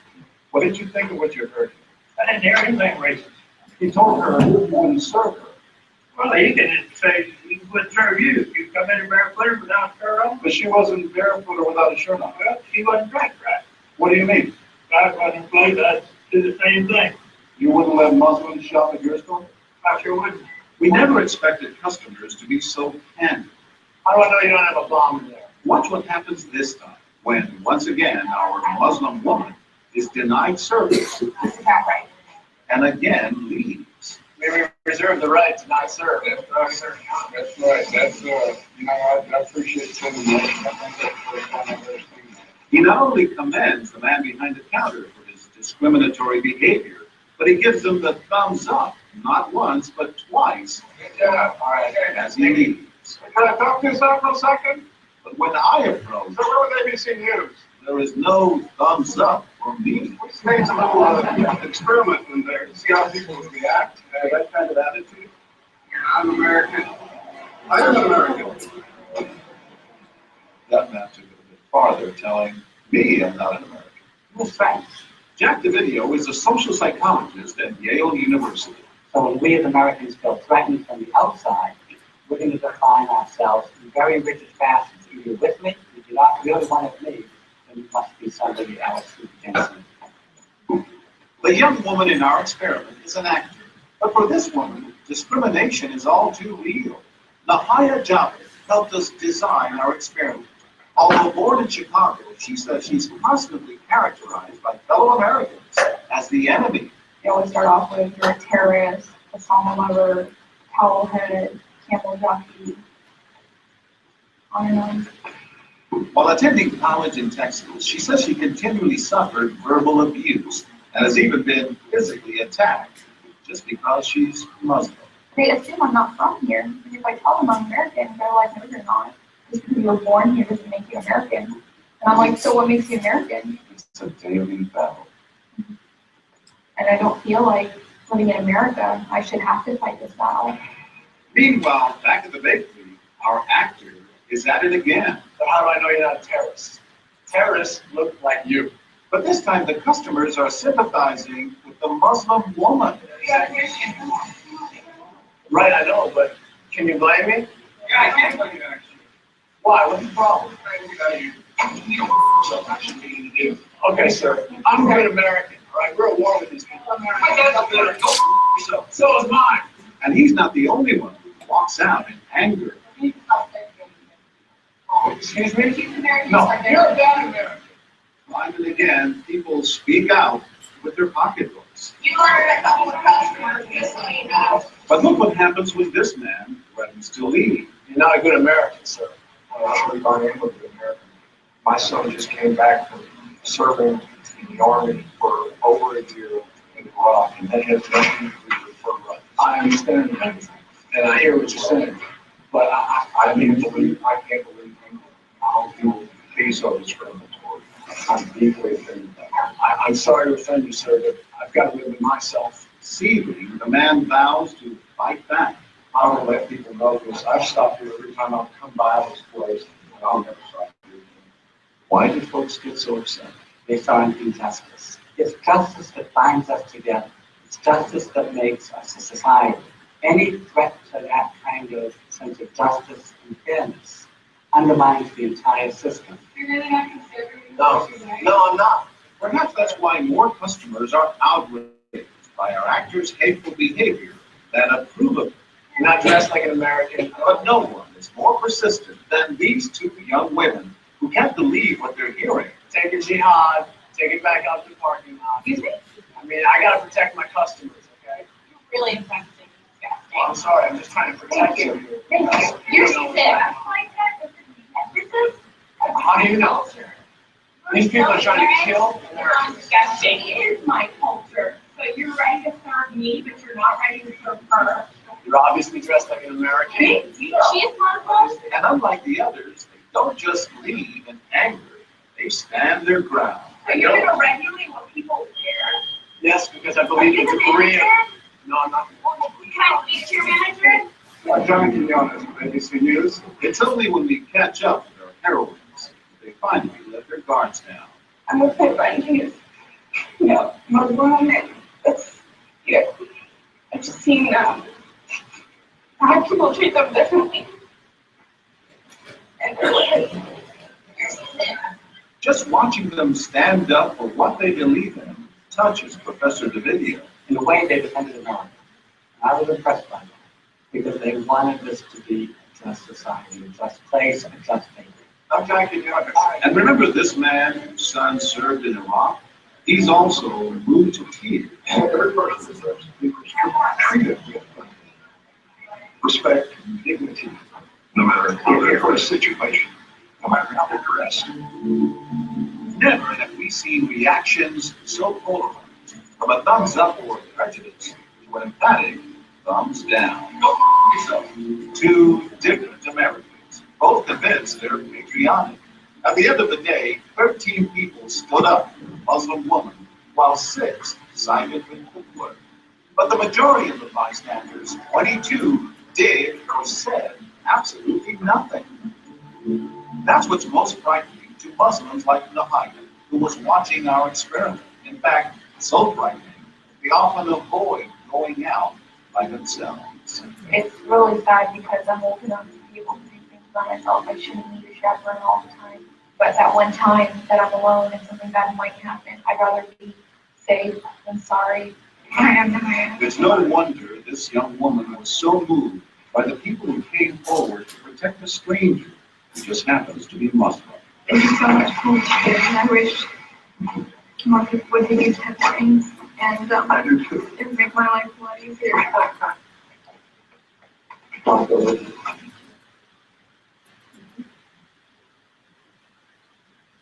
Thoughts, comments?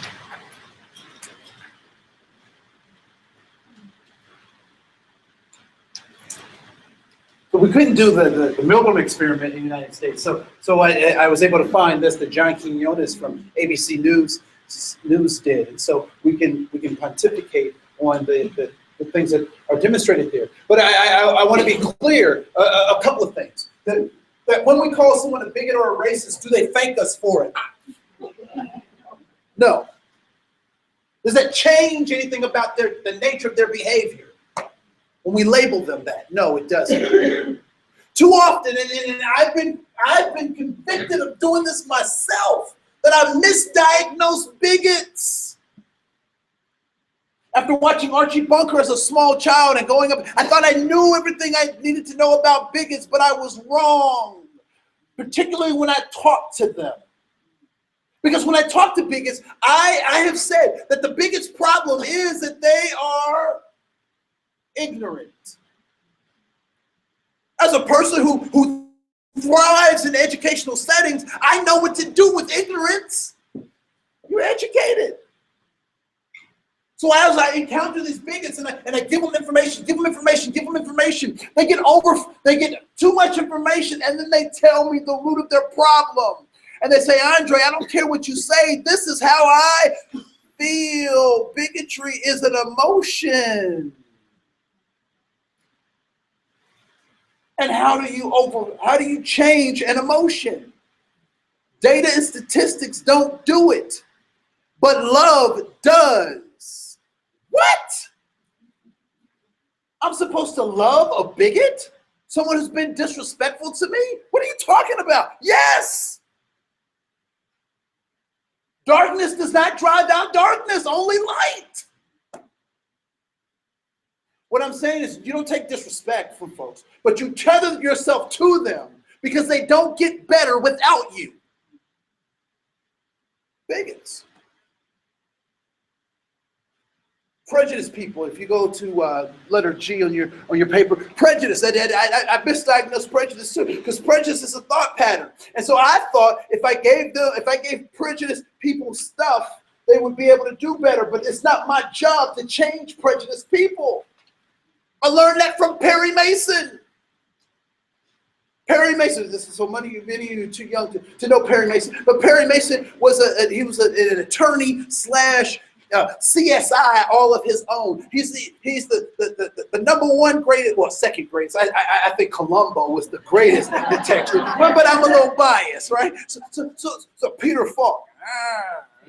So Perry Mason comes into the courtroom and he noticed something in the deposition that he wants to bring. And so he brings it to the judge and to the court. And he says, I want to talk to the witness. And they say, cool. And everybody says, ooh, Perry. So he comes up and the music plays, and then the sidekick, his secretary sidekick is over there. And she's prepared all the papers. She hands him the folder. He opens up the folder. He looks at the witness and he said, witness, is it true that ... And the other attorney goes, I object, and the whole courtroom goes up in the uproar, and people, and the judge goes, boom, boom, boom, order in my court. He said, sustained, and Perry says, I withdraw the question. What? Why would Perry withdraw the question? Oh, he wants the jury to think. How do you help a prejudiced person? You get them to think. Now here's the insidiousness of this thing that we saw, this video that we saw, because there are -6 people. There are just a few people who think negatively about this woman getting apple strudel. There are 13 people who stand up for her and say she should get apple strudel. But where do the -6s get their encouragement? From the 22 who say or do nothing. Who say or do nothing. And why do the 22 say or do nothing? Because they are embarrassed. Because they don't know what to do or to say. I hope I've given you some tools so you can no longer be embarrassed, so that you can feel that your inadequacies is just that, your inadequacies, and that you will always be inadequate for the challenges ahead, but that should not stop you. One of the things that I love about our servicemen and women is that they are afraid to go into battle, and if they're not afraid, there's something wrong with them. But they don't let their fear stop them from doing what needs to be done because they're being trained. They have connections. They have the proper resources. And I want to say to each and every one of you, we can defeat this evil that is causing us not to be curious. I want to know about you. This evil is saying that you know, and it's funny, I fight the evil in my own family, fight it in my own family. To this, I'm working on my mama, I'm just telling you. And the older she gets, the more like Archie Bunker she gets. And that's not how she raised me. Because right now, everything in all the problems in the world are the gays' problems. The gays have started, you know, the economy's down, gays. Oh, Mom, really? Come on, what, right? So I tell myself to my mother, and I said, Mom, we're gonna walk through this together. I'm not throwing you away. There are no disposable people. And so I encourage you that at the back, if you look on the back of your handout, there's a simple phrase, that there is dignity and honor in being human. Dignity is something that you have and something that you give. Honor is the highest form of respect, and we usually give that respect to people who did things on our behalf that we could not do for ourselves. We've done nothing to bring ourselves here. We all accepted an invitation. I don't want to think about how it came. It's disgusting, but we all accepted an invitation, and we're trying to figure out what it means to be human, and human has two definitions. One is a noun, being a biped, opposable thumbs, a big brain, and a belly button. If you ever encounter a person without a belly button, be concerned. But human is also an adjective. And what do adjectives do? They describe the noun. How do you want to be described? My name is Andre Cohen. Thank you so much for your time.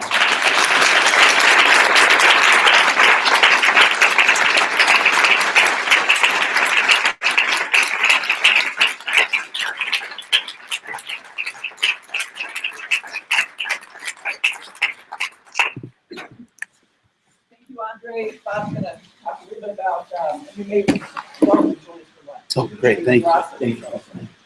Here, Bob. Let me give you this.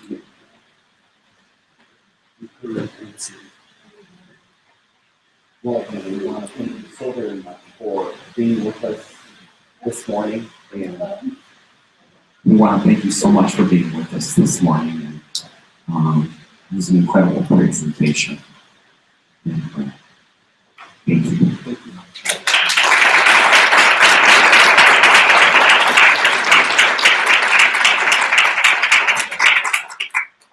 When you have on your table diversity/inclusion team learning, and as you've sat here today, this morning, and listened to Andre, you've also noticed along the wall here a lot of isms that are hopefully something that is of interest to you.